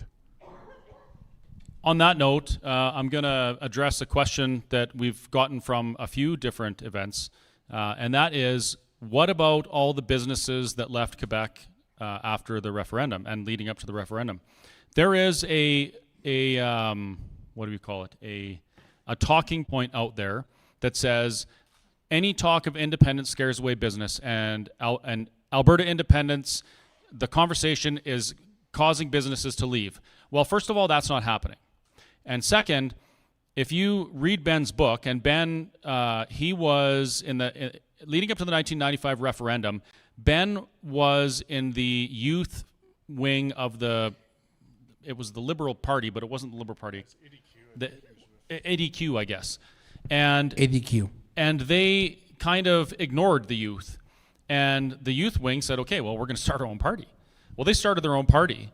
They got 7% of the vote, elected 2 people to the legislature, and actually ended up holding the balance of power. And they were the ones that the governing party had to negotiate with to get the question. So it was the ADQ and the youth wing that actually got the question on the ballot. And I tell you this just as context, that Ben knows what he's talking about when he mentions these things. So Ben explains this very well. In Quebec, one of the things that the Quebec government did that wasn't good for business was they imposed language laws. Unconstitutional language laws, by the way, which have been challenged 4 times in the Supreme Court. They've lost 4 times, and right now they're in Supreme Court again the 5th time. Every time they just change a paragraph in the legislation, reenact it, and end up getting sued again. But they don't care because they're sovereign. They don't care about what the Constitution says. Anyhow, those language laws caused businesses to leave Montreal, specifically. There were big corporations in Montreal who were being told they needed to change their offices to French, change their manuals, change everything, and the managing people were like, this is going to cost millions of dollars. It would be way cheaper just to move to Toronto. And they did. That caused a lot of businesses to leave Quebec. It wasn't necessarily, or even at all, according to Ben, anything to do with talk of sovereignty. Because in Quebec, as I mentioned before, even prominent business leaders can openly talk about sovereignty, be separatists, and be well respected and still get business. It's not like here where they get canceled. So when people say talk of Alberta independence is making businesses leave, I first fire back with that, and then I mention that Alberta, since the Liberal government took power with Justin Trudeau's first reign of terror, $150 billion estimated of investment capital has been lost in Alberta. That had nothing to do with any talk of independence or sovereignty. That had everything to do with liberal policies imposed on Alberta that we could not change. We didn't have a say. And so when I say policies and legislation is put on us that we suffer the consequences for, I mean it, and I've felt it, I've lived it, because I started in the Alberta oil patch in 2000, and I've experienced these things right up through this. $150 billion. Could you imagine what we could have done with that? Can you believe that without any talk of independence, well, I mean, I guess there was some, but it wasn't mainstream, the largest energy company in Canada moved to Texas. Does anybody remember Encana? That was the beacon of Canadian energy and prosperity. Amazing company. And they left during those liberal policies because the business case in Alberta did not support them being here. They went to Texas. So if you are concerned with business and investment leaving Alberta, you should be pursuing Alberta sovereignty, in which we can decide what policies affect us, whether or not we are open for business, whether or not there's a business case for people to do business here at all. And in that way, we can take control of that. And this, I'll point out that this is another reason why it's so important to talk and have these conversations and educate yourselves.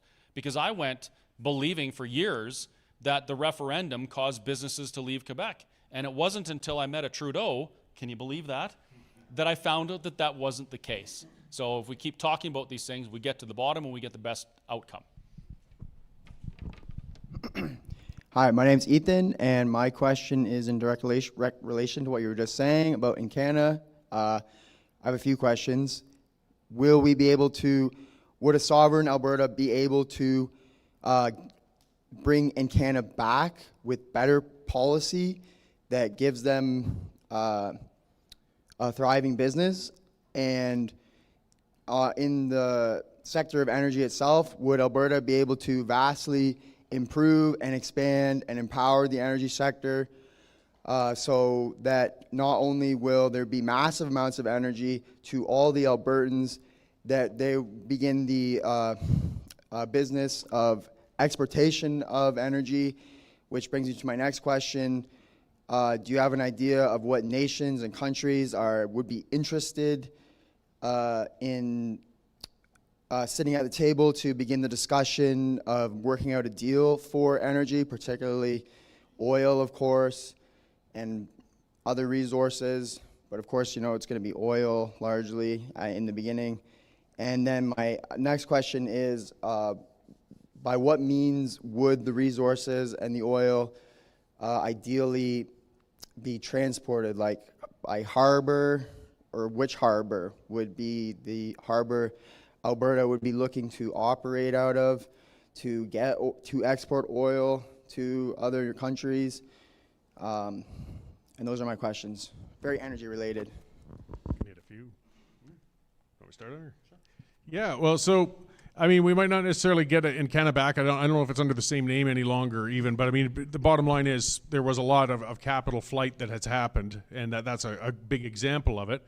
An RBC report came out recently that said $1 trillion in capital flight left Canada, and they estimate 700 billion of that was in the energy sector. Not all just oil and gas, some of that was hydroelectric as well. But Canada has become an investment pariah in many, many levels because of our regulatory environment. Presumably, if we become independent, we will bring in a better regulatory environment that could attract that capital back. When companies feel that they won't get the rug pulled every time they spend $1 billion trying to get approvals and things and then find it gets canceled, or they just layer on more regulations to the point like Energy East where they just give up, we can build that climate. Now, we got to be honest with people too. The instability, and there is instability, if we're looking at independence, if we really actually become independent, until we figure out our system and establish it, there probably won't be any immediate capital investment until they know exactly what they're investing in. Like, that's just a reality of changing times. Businesses don't like that instability. They also don't like the stability of what the Liberal government has done by making it unprofitable to get that infrastructure. Getting it to markets. One market, for example, that shows a lot of interest, and they have a massive heavy oil refinery, for example, is India, and that's a huge developing economy. And they would be overjoyed to have some heavy crude tankers coming there and regularly giving them feedstock. That's just one example, but there are many, many countries. If we could get out to the Pacific and start exporting on a large volume with our heavy products. How to get the pipeline there? What we're lacking right now, well, we've got a few problems. I mean, it's been ideological from the federal government that it wants to throttle conventional energy. Assuming independence, we've got that ideology out of the way, but we still do have a different state to the west of us that we have to negotiate with to expand export ability, say to Prince Rupert or Vancouver. People do talk about the UN Convention and Maritime Law where a landlocked country must be granted access to the coast, and that's technically true, but realistically the UN isn't going to come marching in and force BC to let us build a pipeline across there. What we have to do is negotiate. But we have, and so let's go into that theory that we become independent, we would have a massive amount of leverage in that negotiation because Prince Rupert is one of the main drivers of the economy for British Columbia, and the only way they can get their goods to Prince Rupert and away from it is across Alberta by rail. So we have a mutual interest in making an agreement. Whereas we would bring a pipeline across, they can't be expected to assume risk for nothing. They would have to, you work out deals and such. And likewise, if they were being foolish and obstinate about it, well, we'll just shut down the rail line for a while. It would take, I don't know how many hours before they suddenly come back to the negotiating table. So, I think reasonable states understand that and they'll make a deal. But I mean, a lot of it's getting speculative and going down. But these things with people saying we would be landlocked and have our energy shut in is just utterly untrue, as you were pointing out. There's a world that wants our products. Our problem is that we have difficulty getting them to them. And there's no reason we can't build those relationships and that infrastructure to do so afterwards. But it's all one step at a time. It's a very positive outlook in the long run for us economically. But the first one is we got to shed that ideological federal system that is just fighting us every step of the way with us trying to develop this resource.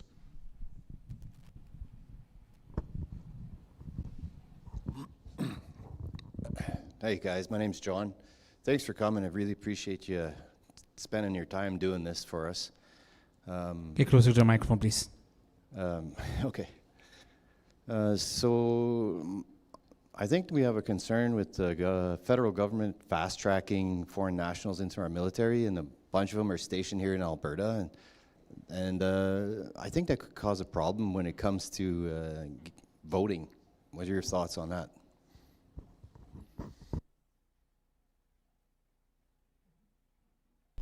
Well, I don't know much about that specific topic, so I can't speak directly to it. But I can say that immigration policy should be crafted to suit the place people are immigrating to, right? Like when we bring people to Canada, when people come to Canada, they should be building with us. You know, not believing everything that we do, but at least sharing some common values. And if we're doing that, regardless of whether they're becoming part of the military or a police force or whatever, I don't see an issue. However, across history, it is well documented that when countries abandon their values and principles and allow mass migration of people who don't share the values and principles of that nation, the nation does not sustain. And a very good example is Rome. Like that, it happened to Rome, it happened to many other empires around the world. And maybe it's just something that happens, but I think that we should be preserving the place that people want to move to, if that makes sense. Like Canada's always been a place where people desire to live. Like they give up their lives, they sell everything they have overseas, and they work like crazy to get here. And then they get here and they work hard and they build something. And they do that for a reason. They do that because of the Canada that Mr. Ruda knew was true, the old Canada. And I know a lot of those folks who are new Canadians. I have a convenience store, and 90% of the people that are vendors, they're all new Canadians, and they are absolutely livid in what they see with Canada's immigration policy because they work their butts off and they build with us. And what they're seeing is it's not the same as when they came here, right? We're bringing in people that don't share values, they don't want to build, and it's becoming a burden. And it might sound cold to talk about humans as a burden, but if a country can't take care of the people that are creating the space where other people want to come, what's going to happen in that space? And what are we going to be preserving so that other people have a place to come, right? So while I can't speak directly to your comment about the fast tracking the military, it doesn't sound like it's a good idea. It doesn't sound any better than the idea that our provincial government had fast tracking immigrants to RCMP in Alberta. I will say that in an independent Alberta, we could finally control our immigration, and our immigration could suit our needs. Right now, we could, under the Constitution, have shared jurisdiction over immigration with the federal government. So we can negotiate with them how many people land in Alberta and those types of things. But in Canada, we have mobility rights, unless you serve a hamburger that they don't want you to serve, and then your mobility rights go away. But we have mobility rights, so if someone comes to Ontario and they get their citizenship, they're free to move anywhere in the country. Actually, we can't control our immigration to the point that is necessary to prevent an erosion of, the place. So that's it's one opportunity in an independent Alberta that can't exist within Confederation is controlling immigration. I'll just add a bit on the military front. I believe with the new recruiting, up to 20% of new recruits now are non-citizens that are bringing in, because he's had difficulty getting Canadians to want to join the military with what they've done to it over the last, and not just Liberals, the Conservatives have atrophied the military as well. It's an area of strong concern for security reasons, for stability reasons. These are people that we potentially could be putting into some of the most dangerous or sensitive situations that we could imagine, and we certainly want to make sure that they have Canada's interests in mind. I got into that debate online with somebody a little while ago. They said, well, look at the French Foreign Legion. I said, yeah, look at them. They base them outside of France, and for very good reason, because they are all foreign nationals in the French Foreign Legion. It's not to say they're going to necessarily start a revolution within France, or that these 20% that are coming in, and I'm sure a lot of them actually are probably very good immigrants. I mean, it's also a good area to integrate people and have them serve Canada before they become citizens. We just got to be really darn careful with it. And 20% just feels to me a little high, and dangerously so. As far as it goes with voting, though, that's a matter of when somebody becomes a citizen. They still can't vote until they've become a citizen. So it won't immediately impact voting on things. But in the long run, presuming they get citizenship later on, it will change things. And that's getting back again to then, I guess, what kind of cultural values and things that the immigrants that in particular we're bringing in come in. So it's a big rabbit hole. But I am concerned just about that large amount of volume coming into our armed forces that we're not, Canadian citizens to begin with. Hey guys, my name's Ron. It's just so great to have you guys out here, to be honest. What I get jazzed when you guys are talking about Constitution and what that looks like in the future. And I hope, and this is just a talk because it's Alberta, let's talk, man. So what I like to see is like, why aren't we promoting the things that are wrong with this country into the new Alberta? And I'm talking about like constitutional changes. I'm talking about the freedom of speech, you already said, a lot of the other things that we're seeing. Like what I see in the movement is that we're going from like pipelines and we're talking about all these things, but really what Alberta is saying is we need to be heard. We don't see any representation in the Senate. The House of Sober Second Thought, right? That place is basically an appointment. And I'm jazzed, like, let's get that going, let's change that. If at all we have that conversation of what's wrong and why aren't we being heard. When I look at our judicial system here, do you guys know that 70% of our judges in Alberta are Liberal appointed? So when we have a judicial system that isn't representing the people that it basically is there to protect, that's a huge concern for me, right? And so when I'm talking, these two lovely ladies that were here, they weren't pro-separation, and I could tell. But when I talk to them that way, they're like, you know what, Ron? I didn't know. And that's where I'm like, when you first mentioned that first past the point, you didn't really nail on it, but it's like a lot of people actually voted in 2016 when Justin Trudeau actually promised first past the point reform. And so a lot of people actually jumped on that bandwagon. Guess what? The first thing that was thrown out, first past the point, right? So I'm seeing a lot of things that are wrong in Canada in general that would actually benefit a lot of provinces. Well, my question is, we're talking, right? We're talking about just what I just want to get at is that for the younger people, we're looking at that kind of stuff. Why aren't we talking about that more? Yeah, the left has the term the Great Reset, and I would like to steal that back. And I also get jazzed about that. It's time to reset how we do things, and there's guys that are working on that as we speak that are coming up with, they're examining constitutions worldwide, saying what works with this one, what's good about that one, let's take this idea from that one. And again, the idea is to, from what we've heard, is to trot that out to you and me, and then you and I have a say in that as well. And there's a lot of stuff that has to get thrown out and start right from this. And like Chris said, to be able to have that unbelievable privilege for the first time in my entire life, first time in the history of my country that I love, we actually would have a say. I do want to mention, if we could change those things in the Constitution here that are causing the issues, I would be so happy. But we can't. We can't. We have tried. There's been 2 constitutional attempts in Canada, Meech Lake and Charlottetown Accords.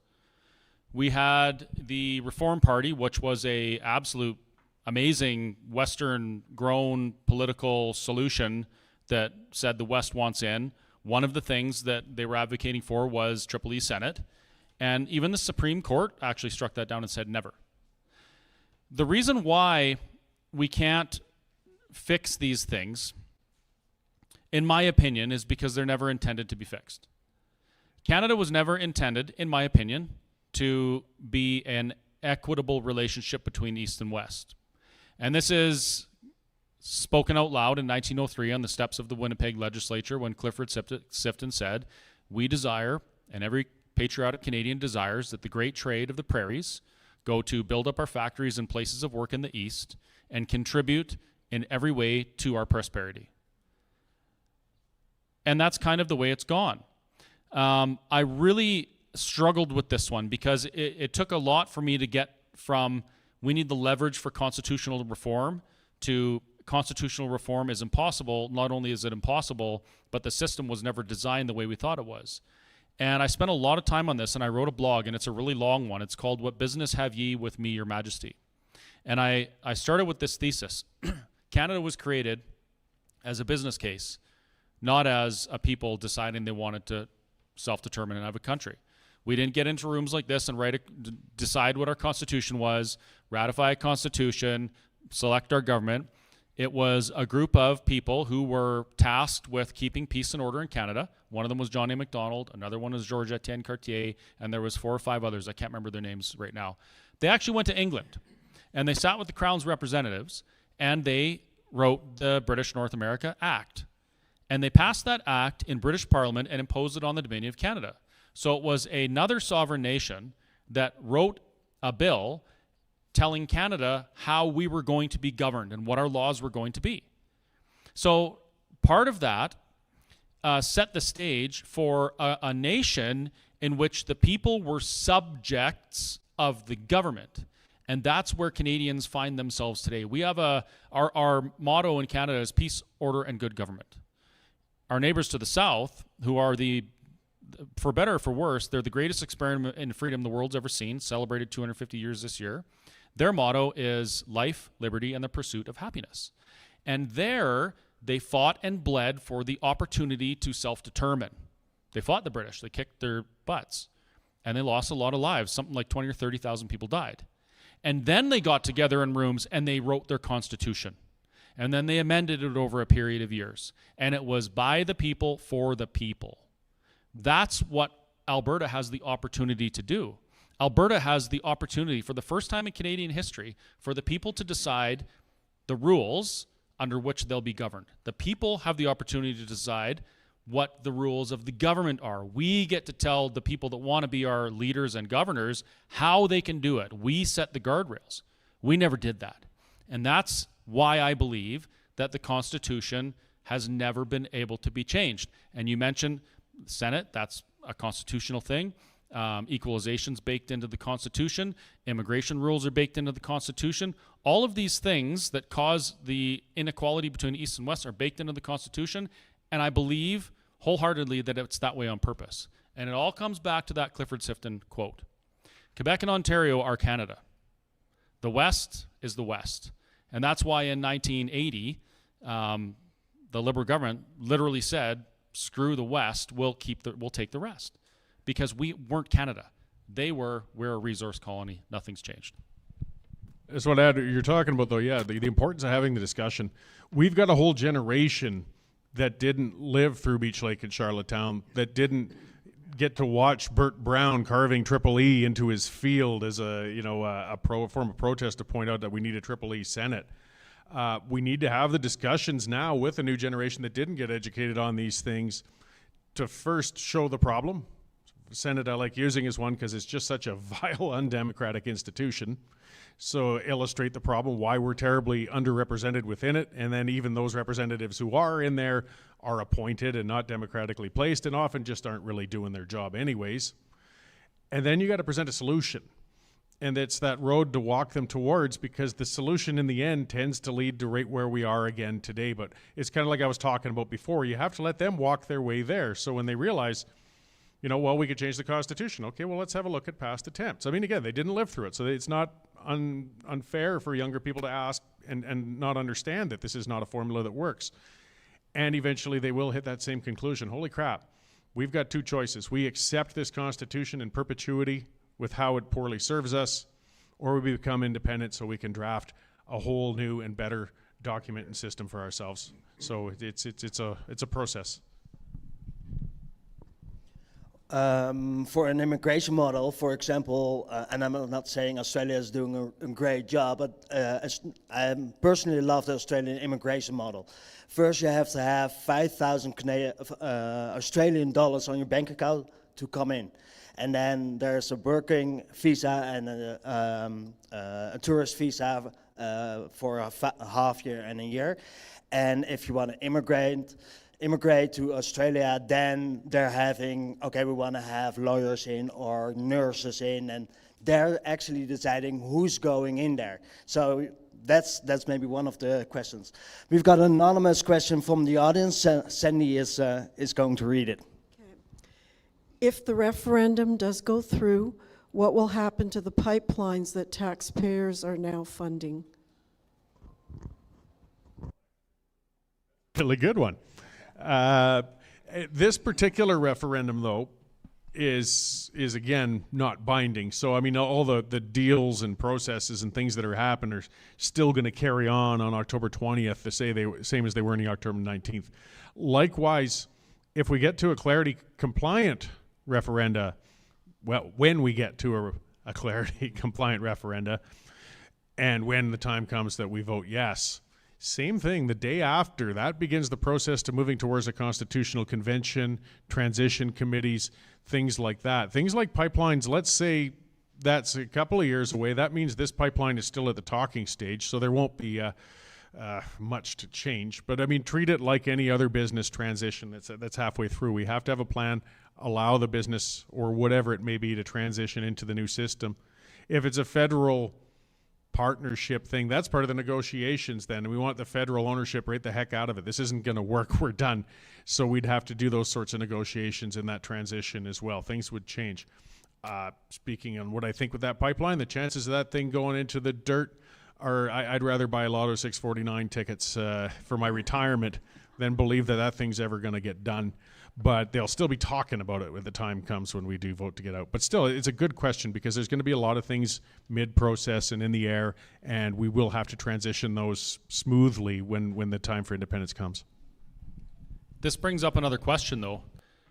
What has happened in Canada and in Alberta that the taxpayers have to backstop a pipeline? Seriously. Pipelines are very, very lucrative business deals. Like anyone who ships oil through a pipeline, they pay a toll, and they're money makers. So what have we done in this country and in Alberta that has made it impossible for a private business to build a pipeline? That should be the first question anyone asks. I don't want taxpayers to have to backstop pipelines. We shouldn't have to. Anything to do with energy, we shouldn't have to backstop it. We should have to regulate and maybe figure out how we can do it to benefit all of the partners appropriately while allowing business to do business. But that's the first question, really. Why do we have to backstop at all, and why do we let it get to that point? There's another one, and it's campaign limits aside, what is your opinion about having one main leader for independence? I don't think that's a good idea at all. Number one target is a lot easier than 15. Number two, I think there's a lot of different voices with a lot of different perspectives that are leaders in their own regard. And really, I think what's going to turn the tide on this isn't necessarily having one person who we can follow or who can be a leader, but it's going to be people realizing that they have to become leaders within their own circles. Because there's 50 people in this room tonight, which is awesome. I think there was only 20 last time. But we're not talking to everybody. That means that what you learn here tonight, whether you're pro or against my opinion, you're going to have to go out to your groups of people and your network and have these conversations with them. You have to become the leader. This isn't about a follow the leader thing. This is about who is willing to become the leaders necessary to make this work. Human beings have this interesting desire, and it's a thousands of year old desire to have somebody to follow. And I think part of that, I feel this as well, is because the notion of becoming a leader and putting yourself in public and you're at the forefront of things and you're subject to scrutiny and you're subject to insults and all sorts of things, it's not a comfortable thing and it's not for everybody. So we all want someone else to follow, but we kind of have to get past that a little bit and we have to be willing to take that little bit of a step. Thousands of years ago, we had a perfect leader, a perfect king who took care of everything, gave us everything we needed, and human beings said, hey, we want a king. And of course, I'm talking capital G God here.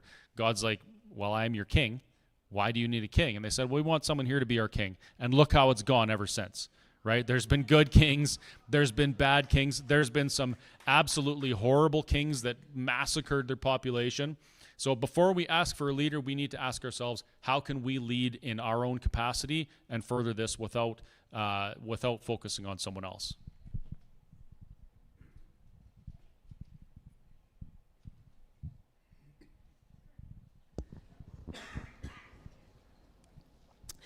Do you have any advice if the police come to someone's door about comments they've made on social media that is so-called hate speech?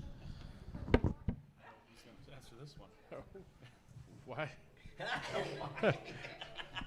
They haven't come to my door yet. They can't find my address. So I'm waiting for the knock. That's a legal advice question, and it's kind of a valid one. If it was something like that, actually, I would say at this point, I would tell you what most lawyers would. Maintain your right to remain silent and call a lawyer. Okay, well, I was expecting something way more spicy. I'm sorry. I've already got 2 trial dates coming in the next 2 months for other stuff. I don't need another one right now. They're being so generous with my legal coverage as it is. But I mean, I just, I wish I had a good snappy answer for that one. I'm sure Chris is coming up with one perhaps in a moment. But it's a valid concern for people, though. I mean, look what's happened in the UK with people. Facebook posts. You can run a rape gang and you're fine, but say something bad about an Islamic guy and you're going to be in the clink. That's really, really problematic, and that's what we're looking at with Bill 9 and some of these things coming. But, just when getting to that specific context of what we would do if the police showed up at your door, it's kind of like if somebody was asking investment advice, I'm going to be cowardly and say, look, I'm wearing Walmart jeans. I'm not the guy to tell you about that. And legal advice, I do leave to the lawyers. I would just say call a lawyer and maintain your right to remain silent, because talking to cops in a situation like that's probably going to make it worse for you. We've got to change that legislation so we never have to worry about them coming to your door for something you said online, though.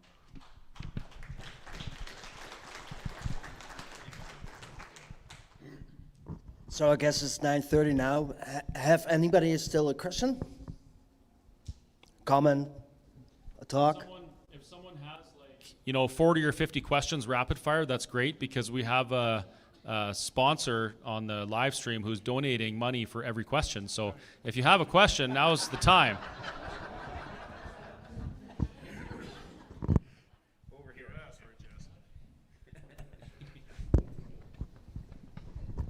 I even have it started my countdown. Do you guys think that there would ever be a time to start a separatist party again? Well, yes and no. I don't believe that we need any new political parties. There's a bunch of political parties out there that just, some are not doing anything, some are doing very little. The problem that independence parties have had is that they're too independent and they don't work together, and there's always problems. I think if there was going to be, that it would have to be the individuals that are already in that sphere agreeing to work, together. Now, that's kind of a scary thing to say because I can already hear the screaming on the internet about vote splitting and NDP and all this. Well, personally, I'm tired of being gaslit by my government and by politicians telling me that I have to fear something, so I have to vote for something I don't agree with. I'm just tired of that. And the other thing is, we've been working really, really hard. And when I say we, I mean less me and more some of the other folks in this room, lots of my friends, and thousands of Albertans have been working so hard to participate in the system and make change within, do all these things. And there's some successes, there's some failures, we've made some advances, there's been some setbacks, whatever, but it's not really having the outcome people thought it would. So maybe if that, people get frustrated and it's not bearing fruit, well, maybe people will have the courage to make that change. I don't think the appetite is there yet. So it's a difficult question to answer because I don't really have a solid answer. But I would say that this comes back to my previous comment. If Alberta really wanted this really badly, they would just that fear and gaslighting, elect a party or elect people, even individual MLAs, it could be in the UCP, with a mandate to get a referendum on independence and make it happen. But if that courage doesn't exist, then we got to keep on pursuing it and trying to push the government to do it in a different way. I'd sort of echo Chris in that there may be a time for one, but I don't think it's right now. Looking on, I've been kind of musing a bit, and again, that's getting premature because we've got way much to do before October 19th. I think we could do a lot of influence within the existing party that's in by participating within it, as Chris said, and influencing the MLAs and the boards and the people inside it. And I think a lot of that's already happening. Not to enough effect when we look at some of the things the Premier's done, but still, it's a route to go. I'm kind of looking at things federally too, though, and not fully independence-wise, but I'm not seeing my MPs speaking for Alberta. I'm seeing them saying everything with the goal of trying to win Toronto and Montreal, and I'm kind of getting tired of it. And some of the best federal policy I ever remember seeing was actually from Chrétien because the Reform Party was nipping down his neck. He balanced the budget and he did a whole lot of things for us. I don't know. I mean, again, we've got bigger things to do than worry about forming a federal party or provincial party, but it sure would be nice to have a party like the Bloc who weighs every federal question by, well, what's in it for Quebec? And I'd like my member of parliament to think with every answer they say in the House of Commons with that same lens, but instead they have whipped votes coming from Pierre Poilievre saying, well, you say what we want to hear to win Toronto and Montreal. And that's not what local representation's about. So there's partisan ideas, but now's not the time, I guess is the way to. So you're saying we need a Bloc Alberta Qua. I like it. Yeah.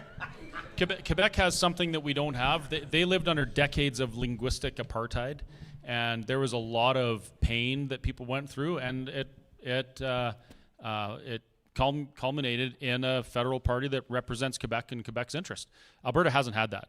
So it's one of those things, how much pain do we need to endure before we actually do something like that? And it seems like maybe a lot. I don't know. We got some people asking questions online on my feed, though. Question one is, where are we going to go to the cities? I know the answer, but some people online probably don't know.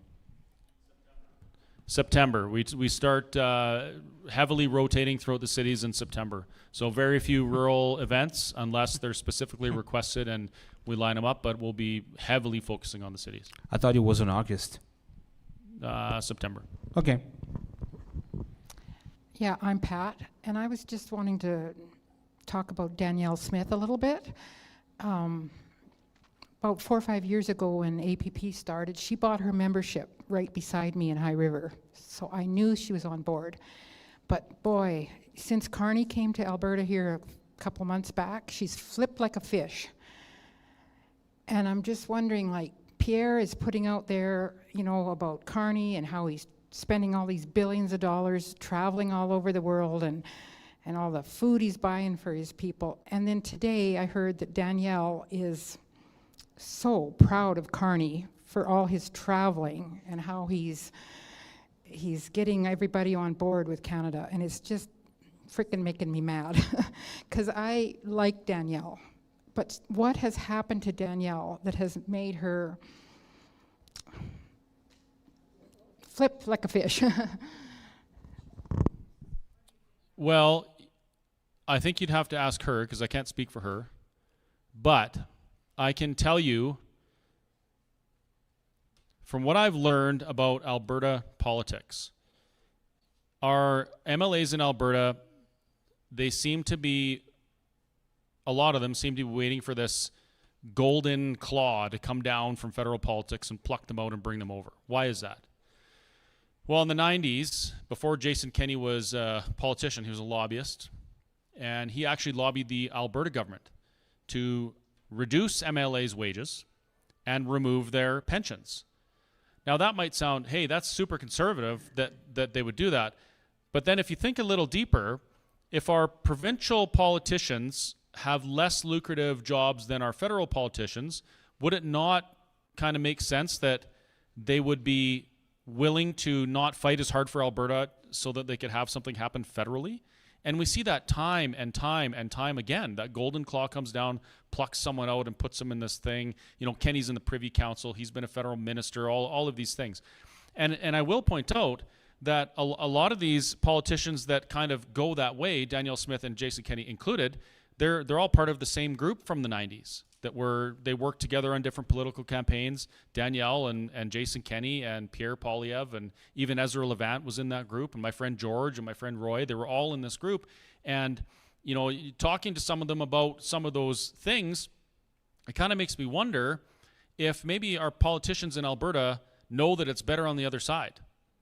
So they just don't want to make too many waves here. And Jason Kenney was a great example because he parachuted in, is going to save us from the NDP, going to give us a referendum on equalization, going to give us recall legislation, the Citizen Initiative Act, and then looking back, well, the referendum on equalization was a nothing burger. It didn't mean anything. He said, oh, hey, Trudeau, we had this referendum on equalization. They said, great, we don't care. Nothing happened. It was smoke and mirrors. The Citizen Initiative Act was almost unattainable by most standards. Like all of the things that they gave us they placated us with these crumbs, the incremental gains that Jason Kenney talks about, but it didn't change anything with Alberta's position within Confederation, nor could it ever. And so now as I watch the events unfold with Danielle Smith, you know, I was at the leadership dinner that APP hosted for her and some other leadership candidates within UCP. I watched her buy her membership. And I listened to her say that if she couldn't fix the things that needed to be fixed within Canada, that Dennis Modry and the APP was the answer, and we needed to get the referendum. And now I'm wondering how much of that was real and how much of it was just, throwing us a bone to get the group as a whole to support the leadership campaign. I don't know. I don't know what's going through their heads. But what I can tell you is that we have to start demanding that our MLAs put Alberta first. We need to know who's going to put Alberta first. We have MPs that will deal with Confederation. They'll deal with Canada. Our MLAs should be putting us first and taking control of all the things under the Constitution what they can. And I don't see that happening right now. And you'll need the microphone, otherwise no one will hear.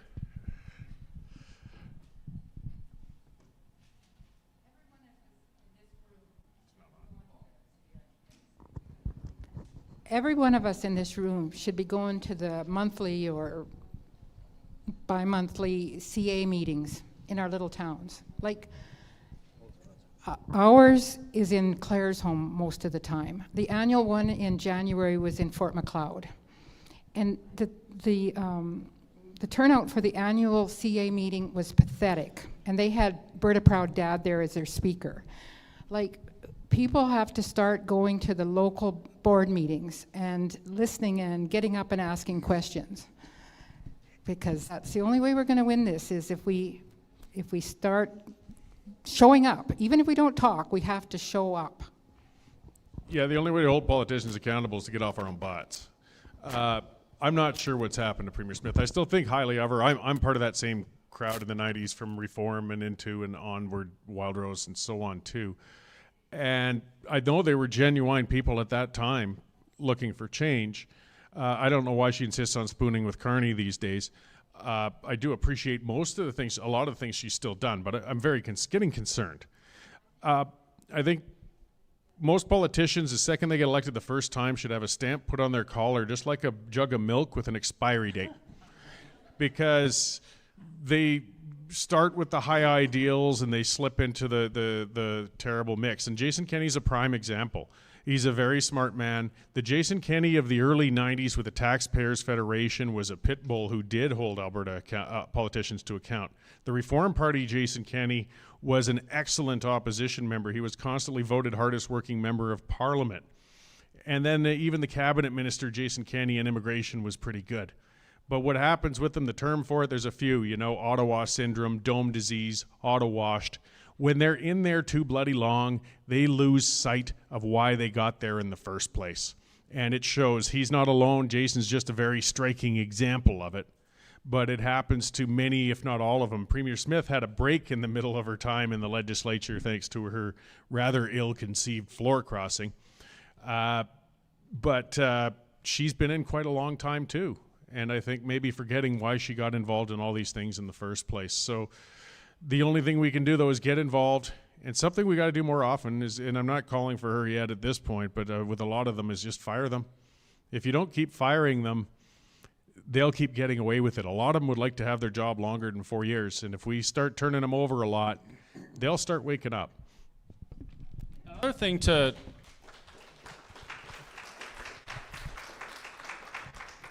Another thing to think about is we keep on doing this thing where we elect somebody who is not necessarily quite aligned with what we want, but we do it because we're so scared that if we don't, we'll get something worse.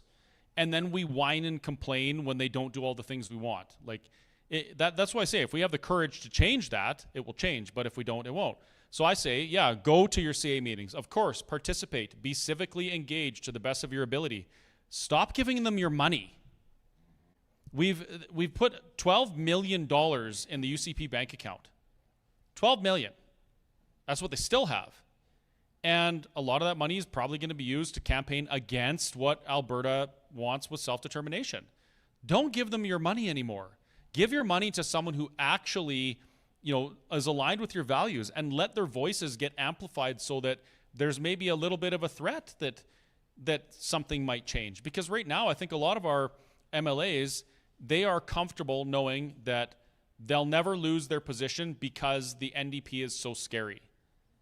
They think we're dumb.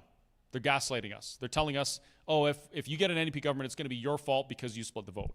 Well, no, it's their fault because they're not doing what we want, so we're not going to vote for them, right? Just some things to think about. Civically engaged to the best of your ability. And I'm not saying don't participate in a UCP thing. Absolutely do, 100%. Just know that you need to support what you believe in. Is anybody counting the question? 10 bucks is 10 bucks. That's a question. Oh, here we go.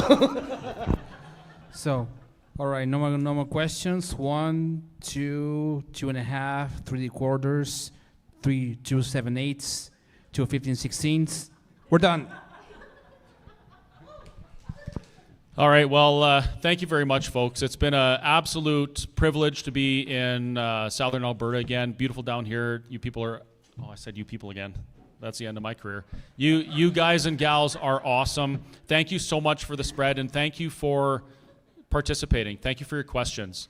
We really, really appreciate it. And thanks to Ben, Chris, and Cory, of course. Thank you for being here, ladies and gentlemen.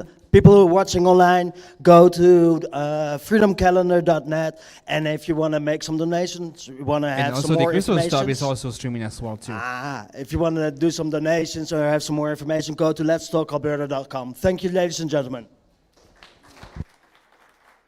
Southern Alberta is the most beautiful Alberta. Good for hiking.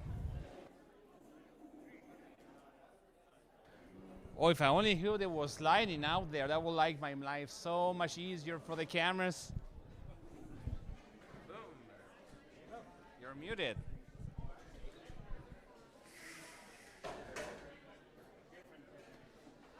Boop, boop. Well, thank you very much for tuning in. We'll see you on the next one.